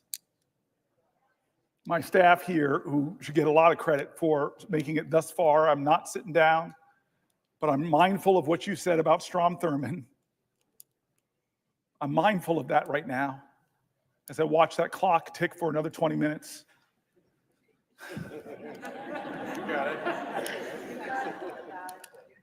I'm grateful for my staff. I'm grateful for the parliamentarians, the clerks. I'm grateful for the Republican presiding officers. I don't know if I want to out Curtis on the note that the good senator on the presiding officer, forgive me, on the note he sent me, but this is the kind of specialness in this place that I love. I want to tell a few connecting stories. I think some of my colleagues know a few of these, but I want to explain why I started this whole 24 hours talking about John Lewis and good trouble. 60 years ago, when he was on the Edmund Pettus Bridge, he shook New Jersey as he shook the nation. When Bloody Sunday happened, there was a white guy on a couch in New Jersey who was watching TV and was so shaken. This lawyer said, I gotta go to Alabama. He realized he couldn't afford a plane ticket. So this man slumped back down on his couch, and then he said, at a moral moment in America, I'm not going to let my inability to do everything undermine my determination to do something different. And he got up and said, okay, it was a meager calculation, but it was different. I can afford 1 hour a month of pro bono work. And he called around and he found this woman named Lee Porter, who was heading up an organization called the Fair Housing Council, and said, can you use a lawyer? And she's like, hallelujah, thank you, Jesus. Yeah, we need some help. And they worked together and they designed a sting operation where they would send black families in areas of New Jersey that would not sell homes to black people, where usually the best public schools were. And if they were told the house was sold, they'd send a white couple behind them to expose that the house was still for sale and expose all of this. Well, they had a lot of success getting things written about the severe housing discrimination in my state. And he said that after about 4 years, I got this case file of a black family trying to move to New Jersey, and they were frustrated because every time they look at homes in the places, the best public schools, which happened to be white communities, they said they couldn't find a home. So they did the sting operation. They sent the black couple in. They were told this incredible house was not for sale. They loved the house. So when the white couple went, they just threw in a bid to see if it would be accepted. The bid was accepted. Papers were drawn up on the day of the closing. The white couple did not show up. The black man did. Lawyer Marty Friedman marched in, confronted the real estate agent. You would think 1969, a year after the Fair Housing Act, that he would capitulate, but he didn't. This lawyer gets up so angry, this real estate agent gets up so angry, he punches the lawyer in the face and sings a Doberman Pinscher on the black guy. They get out of there shaken up, and they start writing letters back and forth. The good owners of the home found out what was going on. They were so aghast. They said, let us sell the house directly to the black family. The black family moved in. And 43 years later, the baby from that family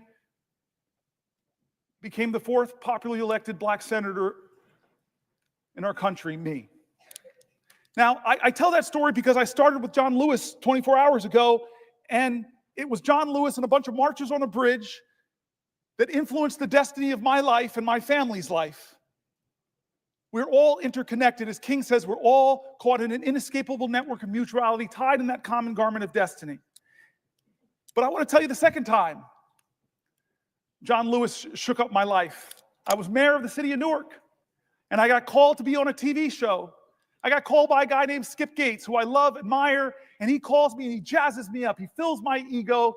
He just flatters me. Hey, I got this show called Finding Your Roots, Cory Booker, and you're a rising star. You're this hot shot. We should feature you in this. And I'm like, oh, great. Oh, don't say that, Skip.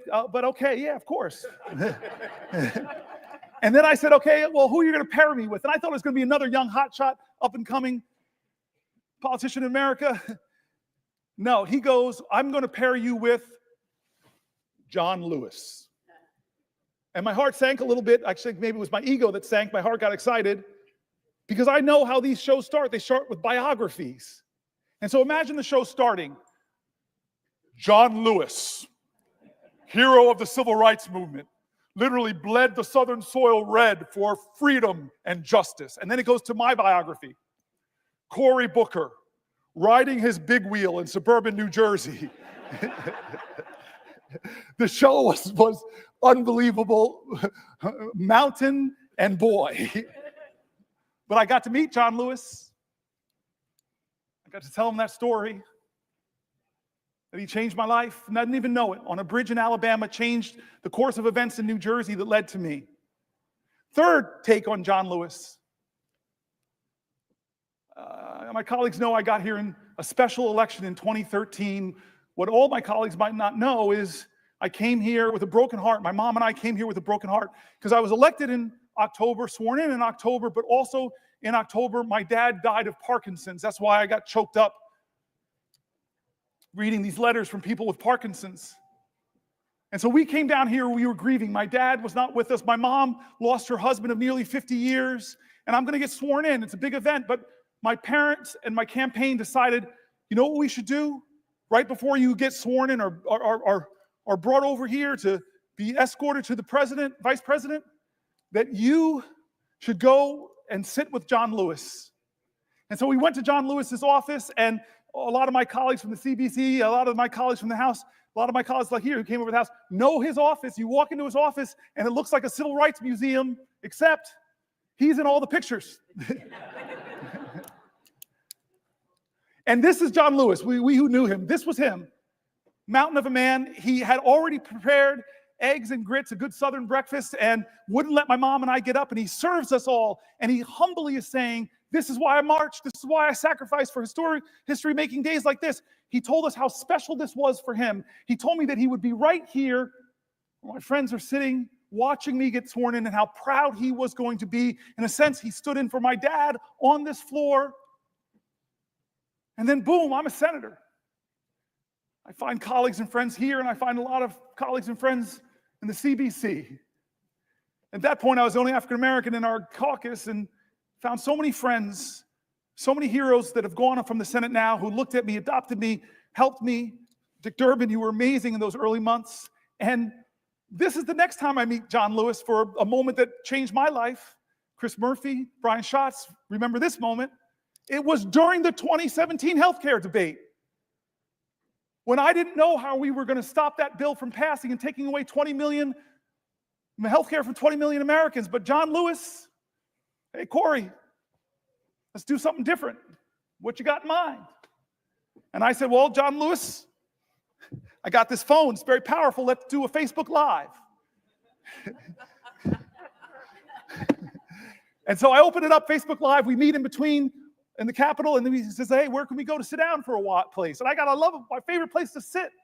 I watch Schoolhouse Rock so much. It's right on the steps of the Capitol. Let's just sit there and talk. Chris Murphy, Brian Schatz, first people out to sit with us.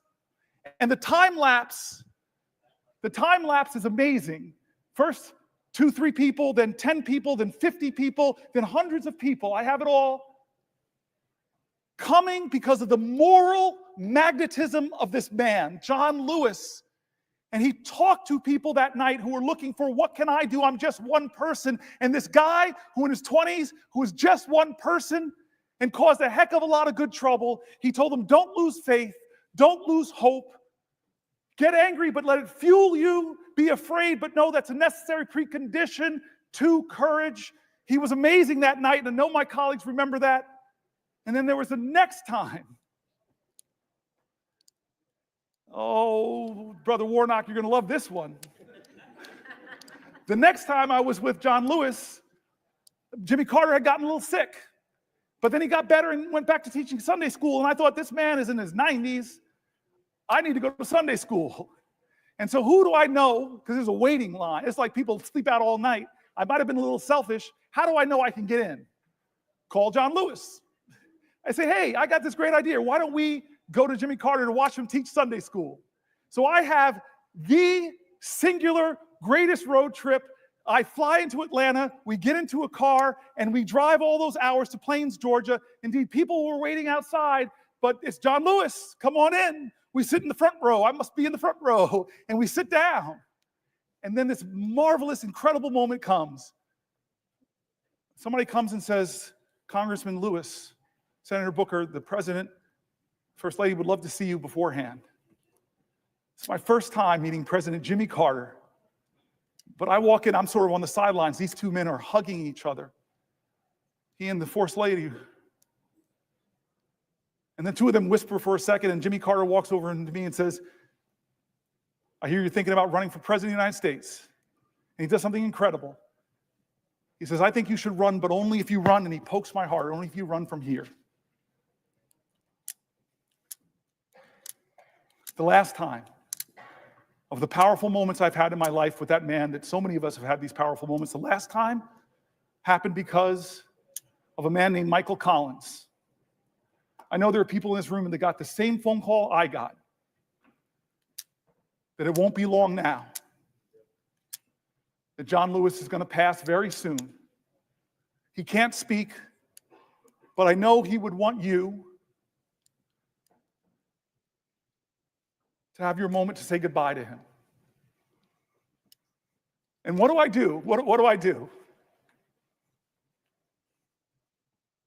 To say goodbye to a man that's a legend in my life, a legend in our nation. What do you do to say goodbye to him? I wasn't prepared. I can't say I said anything eloquent.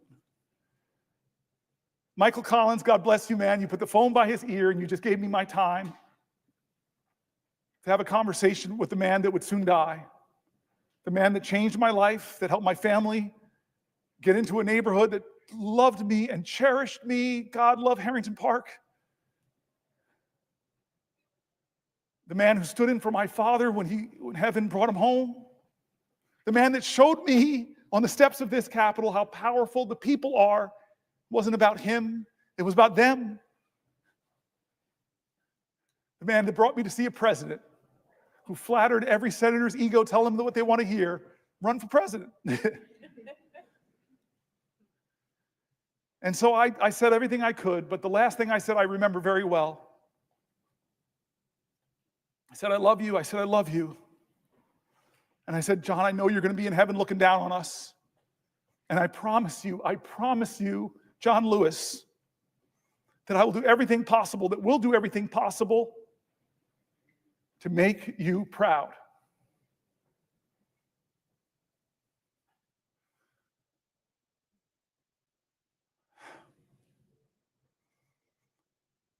The civil rights generation is starting to be called home. Leaders are leaving us. We in the CBC have lost a lot of greats. And I can't remember forget the promise I made to John Lewis, with all that he gave me, with all that he gave his country, that I said we would make him proud. And so this is one of those moments that John Lewis, he would not be sitting still. He would call me up and say, you still got that Facebook thing? I go, no, I don't really use Facebook anymore. But there's a thing called TikTok or... I don't know what John Lewis would say right now. I know what he said in 2017, but I'll be honest with you, I don't know what he would say. But John Lewis would say something. He would do something. He wouldn't treat this moral moment like it was normal. John Lewis knew what King said, that what we have to repent for, all of us here will have to repent for, is not just the vitriolic words and violent actions of so-called bad people. What we will have to repent for in our day and age is the appalling silence and the inaction of good people. This is our moral moment. This is when the most precious ideas of our country are being tested, where the Constitution, and the question is being called, where does the Constitution live? On paper or in our hearts? This is the moment. Generations get them. We're on a crossroads here, folks. Healthcare is on the balance. Veterans are on the balance. Priorities are on the balance. Where's our priorities, America? More tax cuts disproportionately going to the wealthy? Greater budget deficits in the trillions and trillions of dollars? Or are we going to do something different like John Lewis would call us to do? He would call us to get into good trouble, necessary trouble, save the soul of America. But you all know, John, don't hate each other.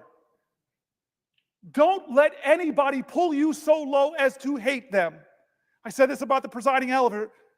Different parties, But he showed me an act of kindness during this speech. He and I have talked about energy policy. He has amazing ideas. I want to partner with him. Don't hate anybody. Did the folks in Birmingham, did Martin Luther King, Fred Shuttlesworth, Dorothea Cotton, James Bevel, did they bring bigger dogs and bigger fire hoses to match the sheriff's? Bull Connor, thank you. I've been standing here a long time. They didn't do that. They were creative artists of activism. They called to the conscience of a country. They challenged our moral imagination, not to focus on hate, but focus on what is possible in America if we redeem the dream, if we dream America anew. That generation in their 20s and 30s, that's what they demanded. Martin Luther King didn't go to the March on Washington with a list of grievances against the racists in our country. He went there and called to the conscience of a country. He said he had a dream. That's what we need in our generation. Vision now. That's what we need in our generation. A vision to redeem the dream, to call our country together. Yes, there is a man in the White House who's the most powerful man in the land, and his partner is the richest man in the world.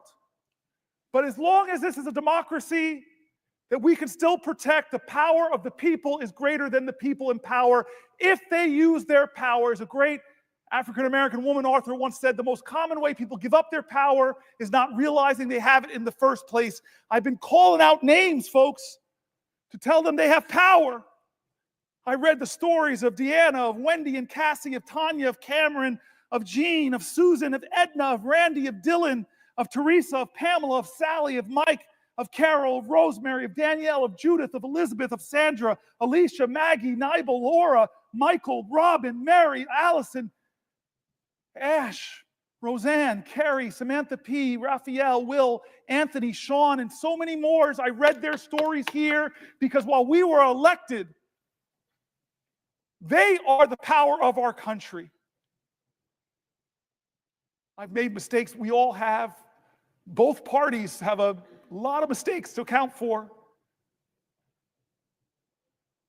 The ballast of this country, what will anchor us to our ideals, what will call us to new heights, lift our heads, lift our hopes, what will call us to rise is each other.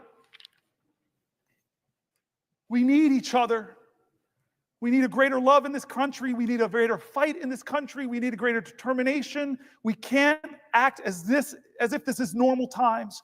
These people's stories that I wrote were calling out for help. Senator, help me. Someone help me. I'm in danger of losing my health care. Someone help me. I'm a veteran. Look what happened to me. It's not fair. I fought for this country. Help me, help me. I'm worried about my Social Security. And the rural office I go to is being closed. Help. People calling out for help. And what Americans do when people are calling out for help?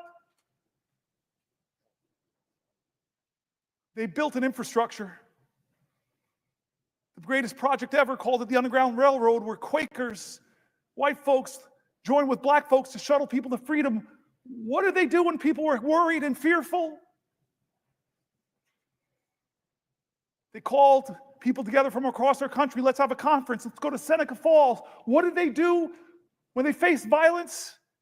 Well, look at the people at Stonewall who stood up, who pushed back, who organized, who won. What do they do when the dogs are unleashed on us, the fire hose are unleashed on us? Look at what they did in Selma. I'm getting close to a record, folks, but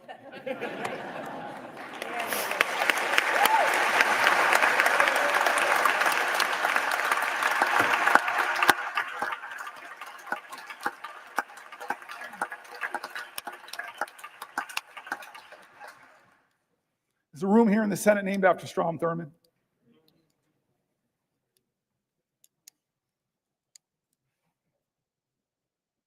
To hate him was wrong. And maybe my ego got too caught up that if I stood here, maybe, just maybe I could break this record of the man who tried to stop the rights upon which I stand. I'm not here, though, because of his speech. I'm here despite his speech. I'm here because as powerful as he was, The people were more powerful.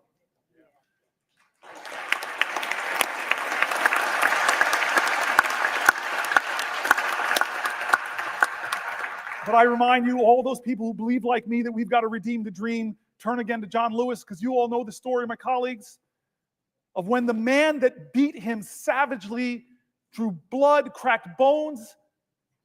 Decades later, he was a congressman. That man brought his grandson with him to ask for forgiveness from John Lewis. I heard about this story when I was in the car in Georgia with him. What did you do, John? This man that so viciously beat you, wounded you, bruised you, battered you. What did you do when he came to ask you for forgiveness? What did you do? And a good Christian man of faith, simply said, every one of us needs mercy. Every one of us needs redemption. I forgave him. I hugged him. We wept. And I looked at the boy. This nation needs you too.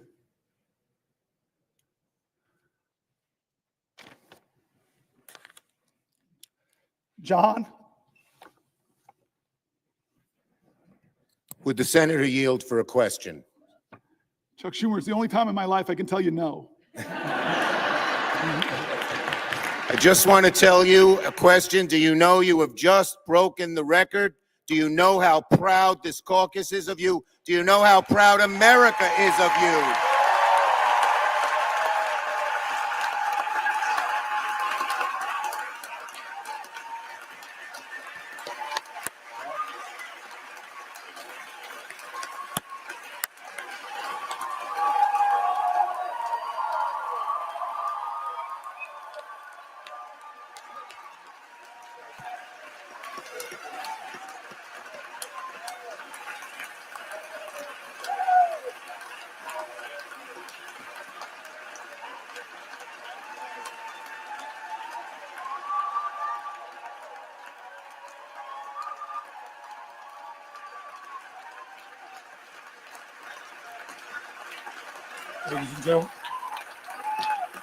Ladies and gentlemen, ladies and gentlemen,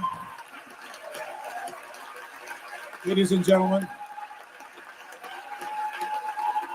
ladies and gentlemen,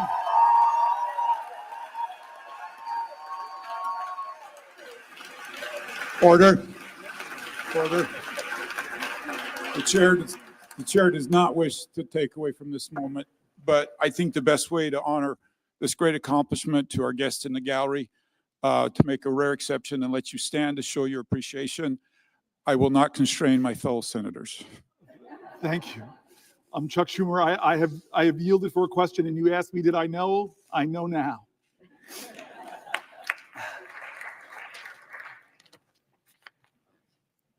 I want to not quite wrap this up yet. I don't want to wrap this up yet. My mom's senator. My mom's been watching. I know Catherine Cortez Masto has a podium in front of her. She can give me a rest. I'd like to go a little further if we can, just a little further. I love, and again, I know people are trying to train each other, and all of our media operations, they give the worst images of the people of the other party. But I want to tell you, one of the funny tweets my staff gave me is something Ted Cruz said. Is he's around 19, 20 hours, he said, maybe I should pull a fire alarm. He's going to break my record. I'm going to pause in a moment if she has a question for me to Catherine Cortez Masto, because she's my mother. But I do want to just say again, 2 points to make if I can. One is how grateful I am to my staff. When we decided to do this many days ago,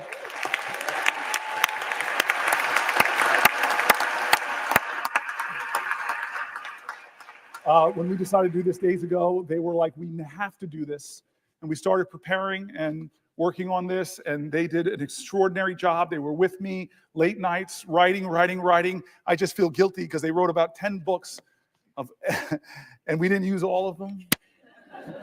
They were really substantive stuff, pulling from Republicans and Democrats in critique of this moment, pulling from Democrats and Republican governors that were saying, do not cut Medicaid. States that know, as my colleagues do, that have a trigger, that if the Medicaid funding goes below 90%. They stopped the Medicaid expansion. My staff really worked hard to not make this just Democratic voices, to make it people in our country, that Republicans and Democrats, you heard mentioned in the speech, the Cato Institute, the Manhattan Institute, all people who are honest arbiters and are saying that what Trump is doing is wrong, that a budget like this that blows massive holes in our deficit, it will be something our children are trying to pay for. And what are they ultimately paying for that's caused this big deficit? It's trillions of dollars of tax cuts that people like Doge, multi-billionaire Musk will benefit from, but children won't. They did such a good job bringing together authorities on both sides of the aisle. I just want to thank them. I want to thank my cousin Pam and my family. Cousin Pam, like Chris Murphy, was here for the whole time. I want to thank Chris Murphy again.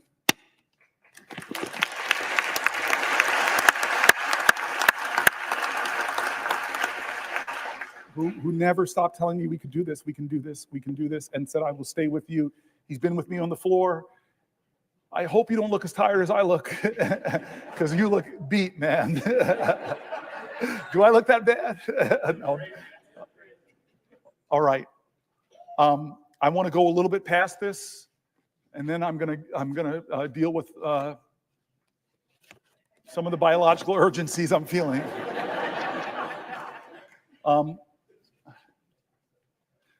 But I'm going to wait here because I have the power, I have the floor. Somebody has to ask me, perhaps from my mom's state, the way that's supposed to work. So will the good senator from New Jersey yield for a question? My mom would be so upset with me, my Aunt Marilyn, my Uncle Butch, my Aunt Shirley, all the people that are your constituents, not mine. They would be upset with me if I didn't yield to you for a question while retaining the floor. Well, first of all, Senator Booker, I have to say, we in Nevada are so proud of you. We are proud to be Nevada Strong. You are one of us. You are definitely New Jersey, Nevada Strong, and so proud of what you have accomplished so far, and willing to stay here as long as it takes to help you get your message across. And I think that's the important moment. We are all here right now. So I want to pose a question to you, actually a couple questions, but I want to start off and set the stage here, because you have been here now, for over 24 hours. You are missing some of the national news, things that are happening out there. But one of the things I want to point to that is happening that you may not be aware of, and you touched on it a little earlier today, is this notion that we have now a president who is actually focused on billionaires and tax cuts for billionaires at the expense of the American public. And one of the things we have watched him do is cut funding for medical research. Now, what you may not know is just today I found out that HHS laid off the entire healthy aging branch of the CDC just today. This office administers Alzheimer's disease programs. Yes. And it oversees the funding from the Bold Infrastructure for Alzheimer's Act, and it is a piece of legislation that I was so proud to partner with Susan Collins on. And she has fought for, and we have fought for funding for it to support caregivers and their families.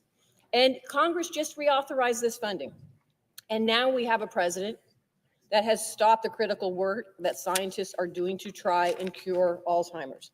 And I bring this to your attention, Senator, because like you, and I think like all of us, there are personal moments in the work that we do. My personal moment is my grandmother, who I'm named after, died from Alzheimer's.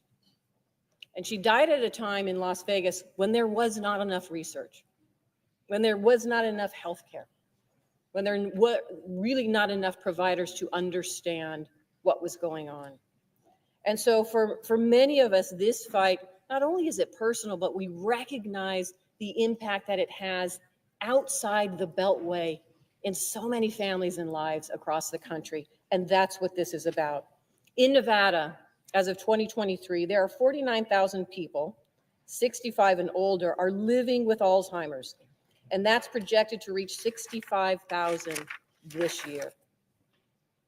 Not only did we hear that HHS laid off the entire healthy aging branch of the CDC, But Donald Trump also recently terminated a $14,000 NIH research grant that had been supporting Alzheimer's research at the University of Nevada, Las Vegas. And he's continued to cut the grant for essential research for so many reasons. We've seen these funding cuts, we've seen mass layoffs, and the impoundment of grants that have already been approved by Congress. This is a violation of the rule of law, and you have been talking about that for the last couple of hours.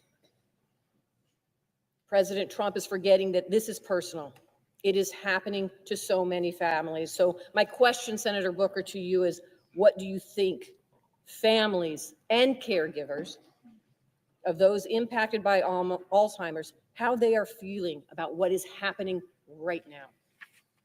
So this bothers me for two reasons. And the first you've already mentioned is this is the points of bipartisan work that we do. I talked about Chris Murphy and the bipartisan gun bill that lots of people here worked on with Senator Cornyn and others, and how upset my state is that some of that community violence intervention money that I worked so hard to get in that bill is being clawed back by a president. There are people in this room, I know so many of you, and I know on the other side, that have done such great work to work with our colleagues to find common ground and get really important programs passed that bring resources to families. And it's being clawed back by our president, not with consultation, not with a hearing, not with a discussion of even why you would target Alzheimer's research. That is a violation of the separation of powers. And I wish my Republican colleagues would hold more hearings about that. These are programs that they like. I saw that with USAID. I worked with Marco Rubio on some of that programs and those investments that are now been cut and clawed back.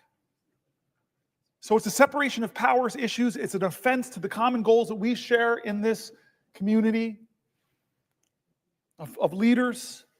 But the second reason it bothers me is an article I read hours ago by Fareed Zakaria. And he talked about what's happening to a nation that cuts so dramatically what is one of the best taxpayer investment dollars in biomedical sciences. If you're an investor, and I told you there's an investment that every dollar you invest, you would get $5 back for your economy, folks would be invested in that vehicle. Well, that's NIH funding. Every dollar you invest, who would cut a profit center? It's not just a profit center, though. The outcomes, the discoveries, could change the lives of people who are suffering in your nation and around the world. But he's attacking them. I read all these universities from around the country. This shows you how magnanimous I'm trying to be. I even read stories from USC. I'm sorry, rival.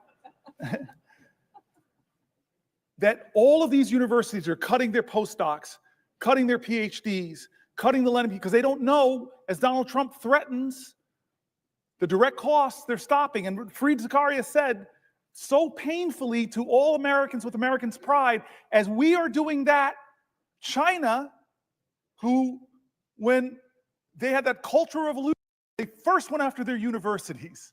Now, modern China, their government is doing the opposite. They're trying to out-America us. They're massively increasing their investments in scientific research because they know if they get ahead of us on quantum computing, all of our subs can be located. And God knows what could happen. They could, any kind of cryptology they could break.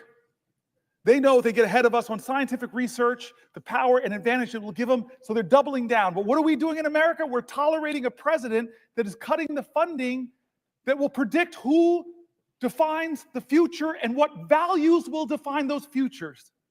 Will they be democratic values, or will it be the values of the country that's competing with us to beat us, and right now we're giving them a head start? And then the final reason that question bothers me is because my father died of Parkinson's, and he had Parkinson's-related dementia. And I know what that's like. I know the pain families are enduring. I remember the time that my dad and my mom, we were in the movie theater, and my mother just shook my world. She was in Georgia. And so many people here in this room have had the same experience. We're in a movie theater, and my mom leans over to me and said, "You need to take your dad to the bathroom." I never imagined the years of my dad as a 2-year-old and 3-year-old taking me to the bathroom, that one day I'd have to take him. And so in this Atlanta movie theater, in the middle of a movie, which I was like, okay, it's time for me to do this ritual that so many families know. I pick my dad up, who's shuffling with his Parkinson's. I'm not seeing any light in his eyes that he's there. I'm just letting him hold me, and he's shuffling into the bathroom. And then we get to a public bathroom. His hands are shaking. He's standing in front of the urinal. And then I realize I got to unbuckle this man's pants. So many families know this. And my ego, I'm sorry, I was leaning over and I'm saying, wait a minute, I'm in a public bathroom, leaning over, I'm buckling another man's pants. Please, please, God, don't let somebody come in. And as if God heard my call, someone walked in. And I hear the person walk, and I'm like, just please keep walking. Go into a stall, please keep walking. And then suddenly I hear the feet walk past me and stop. And then the man turns around and says, oh my God, Cory Booker. And then I look up at my dad, and I see the clarity in his eyes. He is 100% there, and he's grinning and loving my mortified embarrassment. Alzheimer's is devastating so many American families who are watching the loved one of their lives diminish. And we're cutting funding. Donald Trump is cutting funding, democratically, bipartisanly approved. So forget the separation of powers. It's important. It's so important. If that doesn't get you, then maybe think about the competition with China. If that doesn't get you, if those two don't get you, America, and think about the millions of Americans struggling with Alzheimer's, the struggles it does to those families. This is a moral moment, America. This is going to define the character of our country for years and years to come. Has the Senate called a hearing on your bipartisan funding, Senator? No. Have we done our oversight responsibility? Have we checked, as I read from the Federalist Papers, as our founders wanted us to do, is to check the executive, be the check at the executive that balances our governmental powers? No, we're not checking that executive. With Signalgate, I have heard from Republicans that serve in Congress of the 535 with us. I know other colleagues here have heard. They're mortified. You talked about that. Mortified about that. And again, it's not partisan. The Biden administration made foreign policy mistakes. Obama made foreign policy mistakes. Reagan, when I was growing up, I was hearing about the Iran-Contra scandal. So I'm not going to be one of those people that the pristine, perfect Democrats. We've made mistakes. We've made failings. We've let the public down. We have some reckoning in our own party that we're working on right now. But that doesn't say that you should just be one of these people that says, well, Biden did it. No, you should be a leader of character that says there's something wrong here. And in fact, it could point to real problems in the national security of our country and the laws that we established. One of those laws is very simple. You're supposed to preserve records. How can a signal chain that disappears not be a violation of the law of this land? Is there a hearing on that? Head of the Intel Commission, not a hearing at all. Where are the checks and balances spelled out in the Constitution? We are derelicting our duties here in the Senate. We really are. And the consequences of that is the very national security of our country. How many times do you think this was the first time they created a signal chat? Or is this a pattern of practice? You're a really rational man. I keep looking at you, Mark.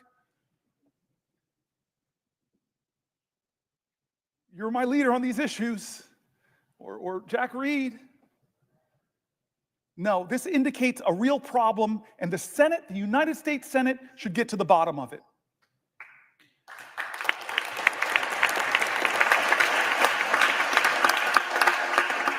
This is a moral moment. I keep saying it's a moral moment. Who are we going to be? What's going to define us? And it's time not for the typical tribalism. It's time for leaders to start standing up and saying, you know what? We can go a different way. We can imagine a different country. That's why I pointed out the new leader of the Democratic Party on the House side. We're a different generation. There's a rising generation of people. I've talked about my friend who wrote this great book, Abundance. There's a whole bunch of new ideas out there that are about the future, about the possibilities, about the hope, about the greatness of America, not the greatness that is braggadocious, not the greatness that says, I'm better than you, not the greatness that says, only I can fix things. That's not the America we want. We want America that says, we the people. An America that says, e pluribus unum. An America says that our history shows that rugged individualism and self-reliance are important values, but rugged individualism didn't beat the Nazis. It didn't take us to the moon. We did that together, America. We need bigger visions that can unite us beyond our narrow partisan divides to get a real mandate. And you know what a real mandate should be? It should be government efficiency. It really should be. God, I have heard from so many of my colleagues on this side of the aisle that have said, if they formed a commission of former executives in this body, I see you, Maggie Hassan, it was hard, but I had to cut 24% of my budget. 1 out of 4 employees. It was really hard. It caused a lot of pain, but we had to reduce my government. There are a lot of people here that are executives on both sides of the aisle that would have said, pick me, let's form the most exciting team possible. Because Jack Reed knows that the military of the United States of America could do things more efficiently. It's a little bit of waste over there because they haven't passed an audit. Where's Mary Cantwell? The Commerce Committee. So many ideas about how to create profit centers in the American government. You have talked to me about them. You're brilliant on some of these ideas. I look around here, but I could look to the other side of the aisle. The farmer sitting over there, the guy who's been so good to me, Chuck Grassley. I forced that man to hug me when we passed. I forced you to hug me, sir. I have pictures. Can't deny it. I don't know how you're going to get reelected now, sir. You hug this dude, black dude from New Jersey. You're so sweet to me still. We passed a big bipartisan bill because people like him, like the presiding officer, I've met with you, you still have big ideas. You still have big ideas that aren't partisan. If President Trump, from his inaugural address to his first speech before a joint session of Congress said, enough, there are big ideas in this country, I want the best, I want people to come together. I'm tired of us talking down at each other. It's time for us to come together and imagine ways to create real abundance in America for all Americans. I trust the genius of America, the kindness and the decency, but this president doesn't do that. He violates all of our common senses of decency. And don't say it doesn't happen, folks. Don't say that. I listen to him. I listen to how he talks about people. We have a government now, as I said earlier, that isn't ask not what your country can do for you, but what you can do for your country. We have a country now where a president says, ask not what your country can do for you, ask what you can do for Donald Trump. And you're seeing who gets the special treatment. Some law firms are really threatened right now with being bankrupted by Donald Trump targeting them. Others have decided a different path. I'm not hating on them, but they said, we're going to go to Trump and we're going to offer him what he wants. We're going to give him tens of millions of dollars of free pro bono work. I wish they would bring some of that free pro bono work to Newark, New Jersey. A lot of people who need lawyers, folks in my city. What are the standards here of our government? You want a merger? Well, maybe you should put a lot of money in Donald Trump's meme coin. I read the document, there's something word called emoluments. And we sit by and act like, oh, no big deal. He's made millions and millions of dollars from who we don't know. We haven't held one hearing of oversight to know who is giving him millions of dollars to that meme coin. Is it the Turks? Is it the Saudis? Is it the Chinese? Is it the Russian oligarchs? Do we know? Should we know? Yes, America, stop falling into tribal lanes and closing your eyes to things that should not be normalized. Why are we normalizing these things? They're wrong. They're patently, on the face of it, is wrong. If you use Signal to discuss a military attack, the time of the attack, the weapons that are going to be used, and you do it on a commercial app and decide to include a reporter, there should be accountability. Am I crazy?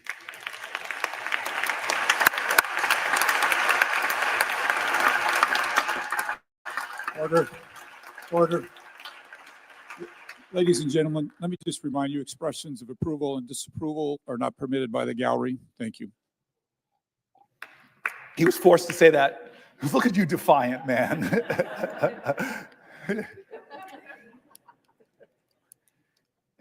The Senate and the House should be checks and balances on the President of the United States.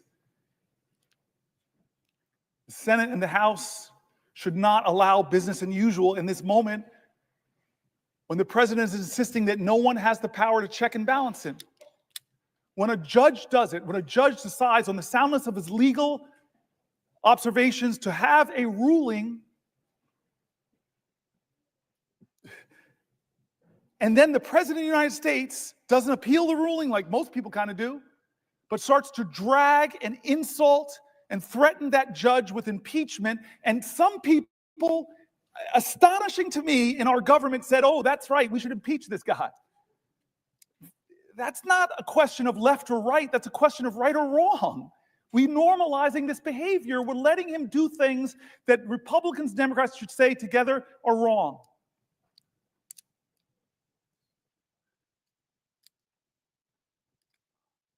And so I want to say, I'm going to stop soon. Well, for a question? Oh, yes. God bless you. I will yield for a question while retaining the floor. Thank you. I want to start, before I get to my question, with just saying how proud I am, how proud we all are of you. And I think I'm old enough to remember Strom Thurmond's filibuster.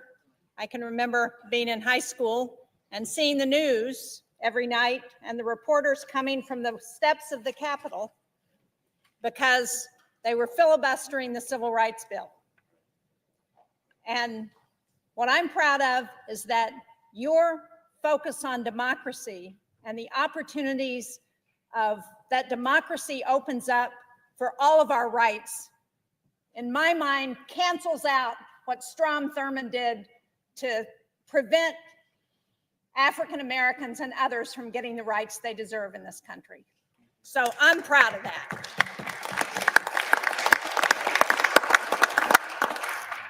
But I really want to, you talked earlier this afternoon about the rule of law and the overreach of this administration.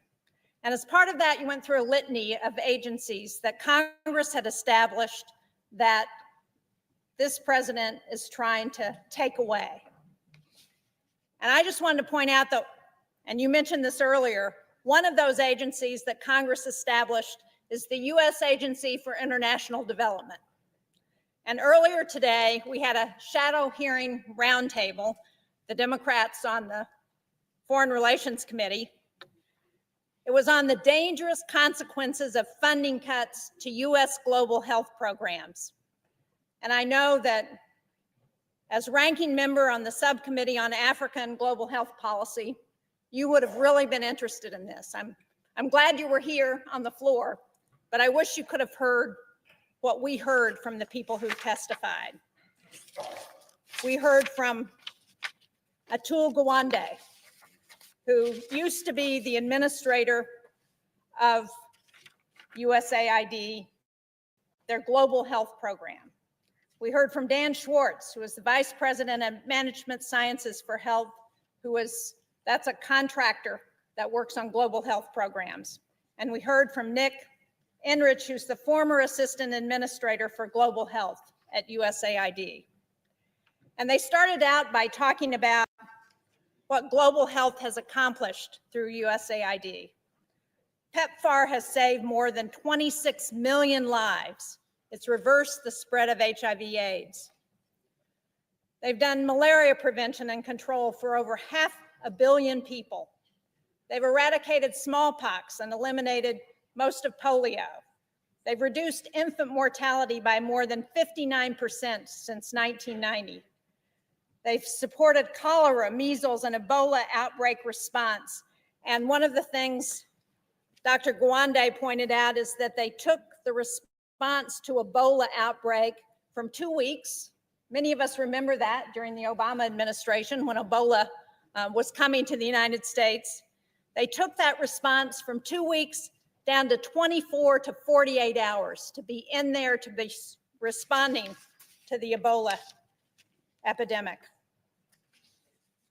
And what has this president done? What has Elon Musk and Doge done? They've gone in to USAID. They've cut the global health workforce from over 800 to about 60. They've taken the system that was designed to make programs more efficient, and they dismantled it. And when the Inspector General Paul Martin reported on food rotting in ports, he was fired. USAID has been the largest civilian ground force to address global goals. As Dr. Gawande said, what we learned from USAID is that prevention is a whole lot more efficient and a lot cheaper than emergency treatment. He said that what we spend on global health through USAID has been $9 a household in America in a year. $9. Think about what we've done with that $9. And as they were going through the litany of programs that have been cut, the one that caught my eye was 75% of the pandemic threat comes from diseases jumping from animals to humans. That program has been terminated. 75% of the threat of future pandemics.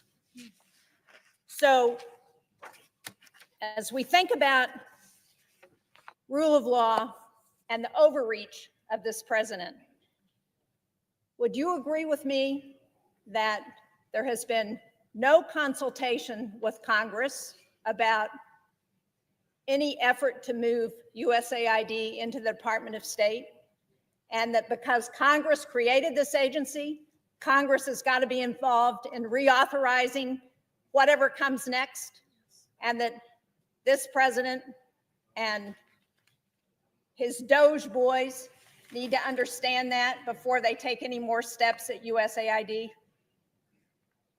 Yes, yes, yes. You and I both know that in a bipartisan way, we created some of these programs principally to keep America safe. Many of us remember that dramatic hearing where Trump's Secretary of Defense, James Mattis, sat before the American people when they were discussing the budgets for USAID and the State Department.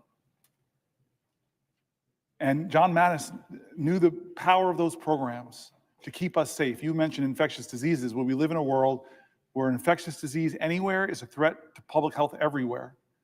So pulling our scientists out of the fight against Ebola, pulling our scientists out of drug-resistant tuberculosis fights, it makes no sense. And then, in terms of our safety, he just simply said, if you cut these programs, buy me more bullets, because our fight's to spread democracy. There are nations in Africa, for example, where the Chinese are trying to influence a different way of life. That's why so many African countries now won't criticize China for things that the rest of the world say are bad, because they owe them so much debt, they're so engaged, they're so overplaying the fact. Chris Coons said something, I think it was Chris Coons said something painful earlier about Myanmar.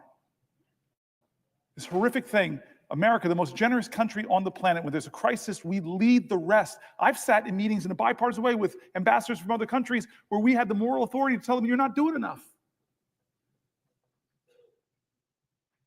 And in the Myanmar crisis right now, as Chris Coons said, who's standing there? Not Americans. We don't have the capacity anymore to help. A horrific crisis like that, but the Chinese government's there.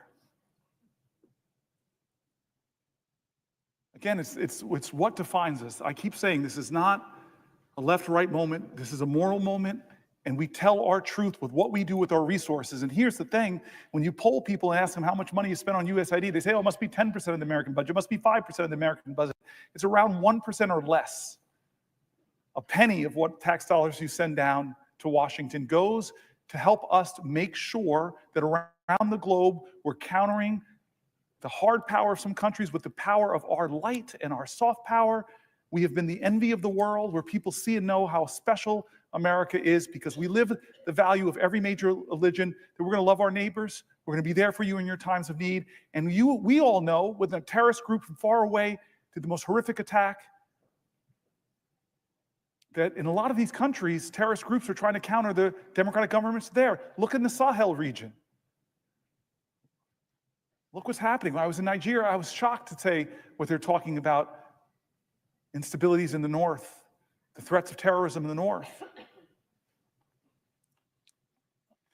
I'm going to go for 7 more minutes and stop, but I want to use these last 7 minutes to return one more time to the people of my state and actually other states who demanded we do things different, who asked for help. Before I do, I just want to thank Mike Lee today. He's my partner in antitrust, a specialty of my friend Amy Klobuchar. And I don't know if you got my text, but you got it, where I said to you, I'm kind of going to the floor to hold it for as long as I can. And I may not make our first subcommittee together on antitrust, where we have a lot of common ground. So I'm sorry I missed it today. I know you'll fill me in, but I know my friend filled in.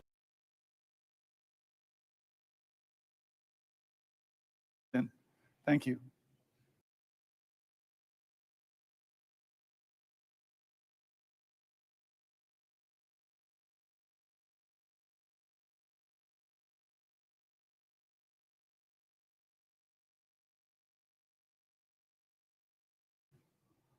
So I want to close back where we started, about us, about why I'm here.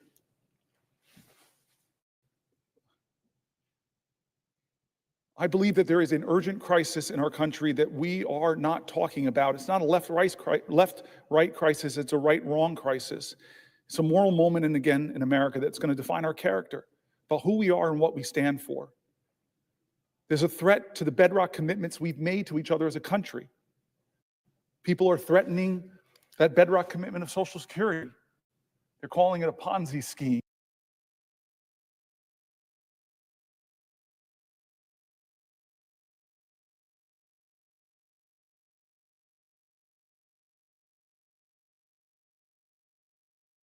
They're saying, making up absolute lies about it. When I read American after American who said that that is their lifeline, they told stories that if they don't get their Social Security payment, or they get caught up because nobody's answering their calls, if the rural Social Security office, I read states, red and blue, where they're closing Social Security offices, if I now have to drive not 100 miles, but 150 miles at 93 years old, it doesn't quite make sense. One of my colleagues stood up here and said, that's already cutting benefits if you can't access the folks.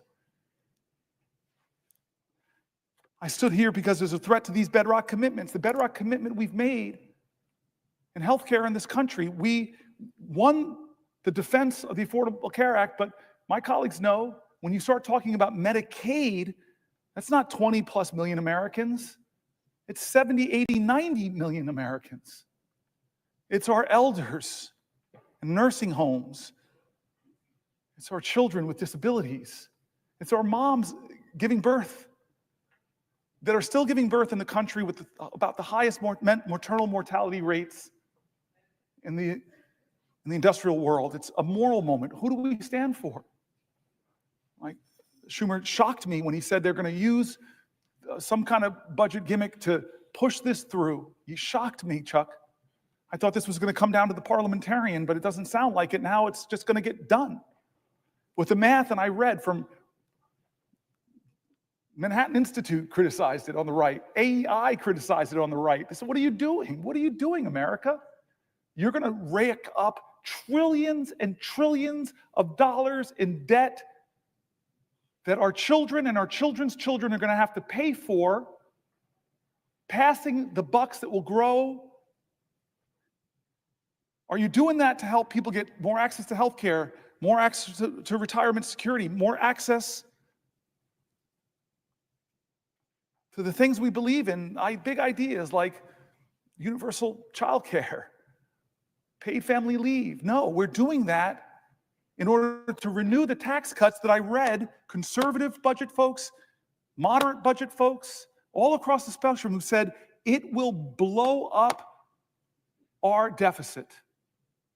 And the benefits of those tax cuts, not all, let's not use hyperbole, but most will go to the richest people in our country, who I promise you, I celebrate people who've brought their ingenuity and their expertise and their grit and their tireless work, who've built wealth in this country.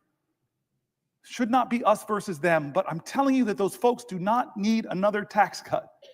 And the corporations who came here, you all remembered, said we would like a 25% rate.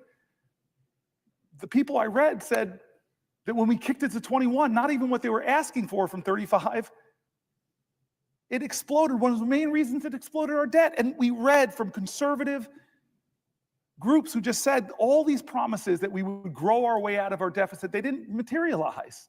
All the promises that were made. Trump, for those who don't remember or weren't here when I read it, was going around telling folks that, oh, my tariffs, this is 2017, my tariffs, the money that I get, that will be what we could pay down the debt. The math that they did was that would account for about 1/750th of the debt at that time.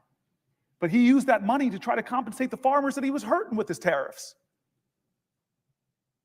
This is a moral moment, and people are getting hurt, and people are afraid because of the threats to Medicaid cuts. There were people writing in and said $880 billion would devastate me, but even small cuts to services, my whole family, fragile architecture of our finances, if you just pull out the transportation money that my disabled child uses, that will crumble my financial world.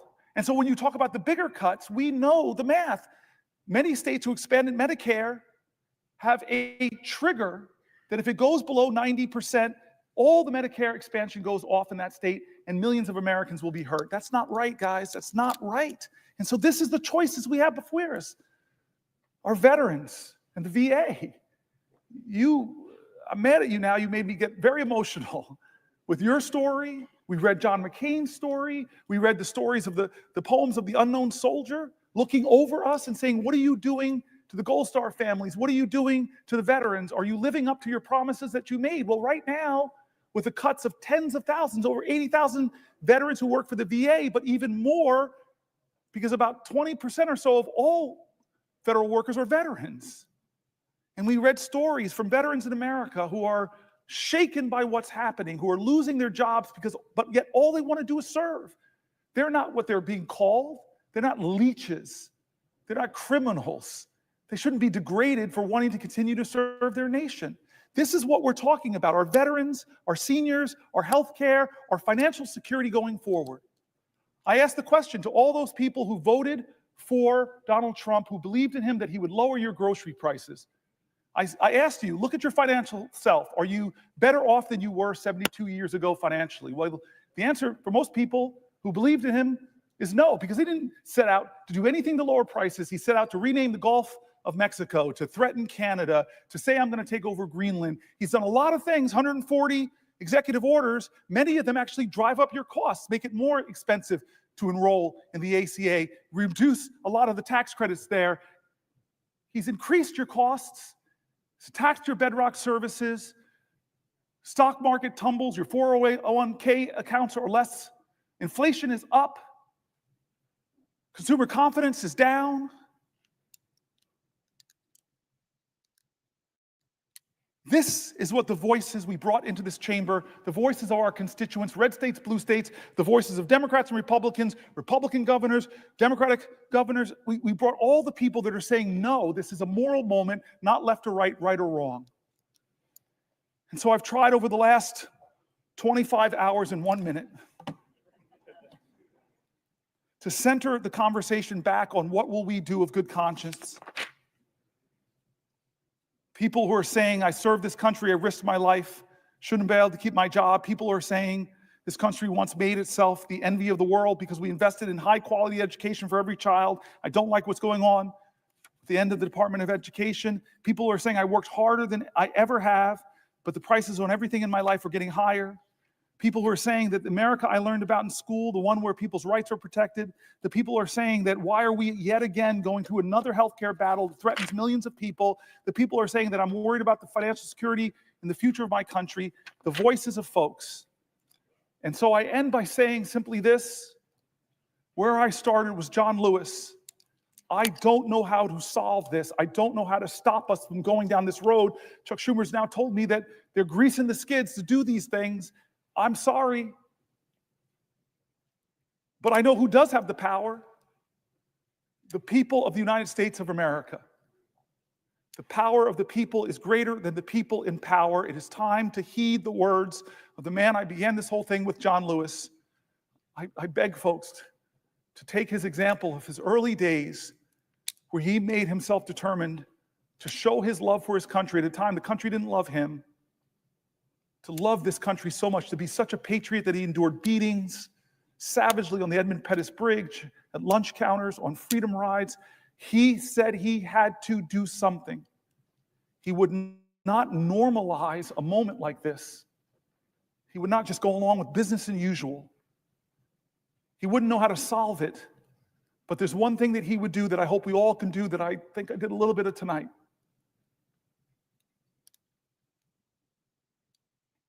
He said for us to go out and cause some good trouble, necessary trouble, to redeem the soul of our nation. I want you to redeem the dream. Let's be bold in America, not to demean and degrade Americans, not divide us against each other. Let's be bolder in America, with a vision that inspires, with hope that starts with the people of the United States of America. That's how this country started. We, the people. Let's get back to the ideals that others are threatening. Let's get back to our founding documents, that those imperfect geniuses had some very special words at the end of the Declaration of Independence. It was one of the greatest in all of humanity declarations of interdependence. When our founder said we must mutually pledge to each other our lives, our fortunes, and our sacred honor. We need that now from all Americans. This is a moral moment. It's not left or right, it's right or wrong.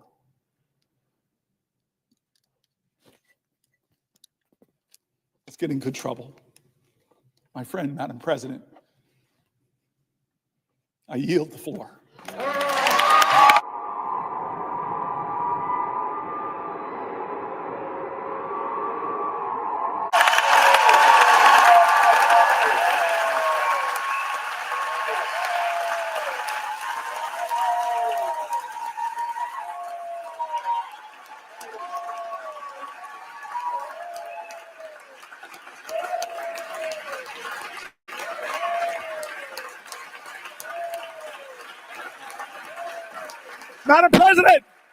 Madam President, thank you to the pages, thank you to the parliamentarian staff, thank you to the clerks, thank you to the doorkeepers. There are so many people that make this place special. I kept you up all night, kept you up 24 hours. I just want to say thank you. Thank you, everybody.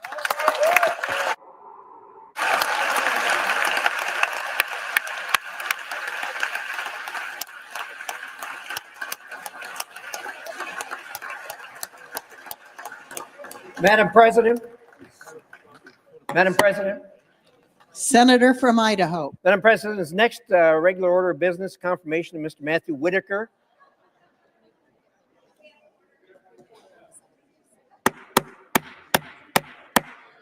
Order in the Senate, please. Order in the galleries. Madam President, is the next regular order of business confirmation of Mr. Matthew Whitaker to be ambassador to NATO? So that's the next order of business up.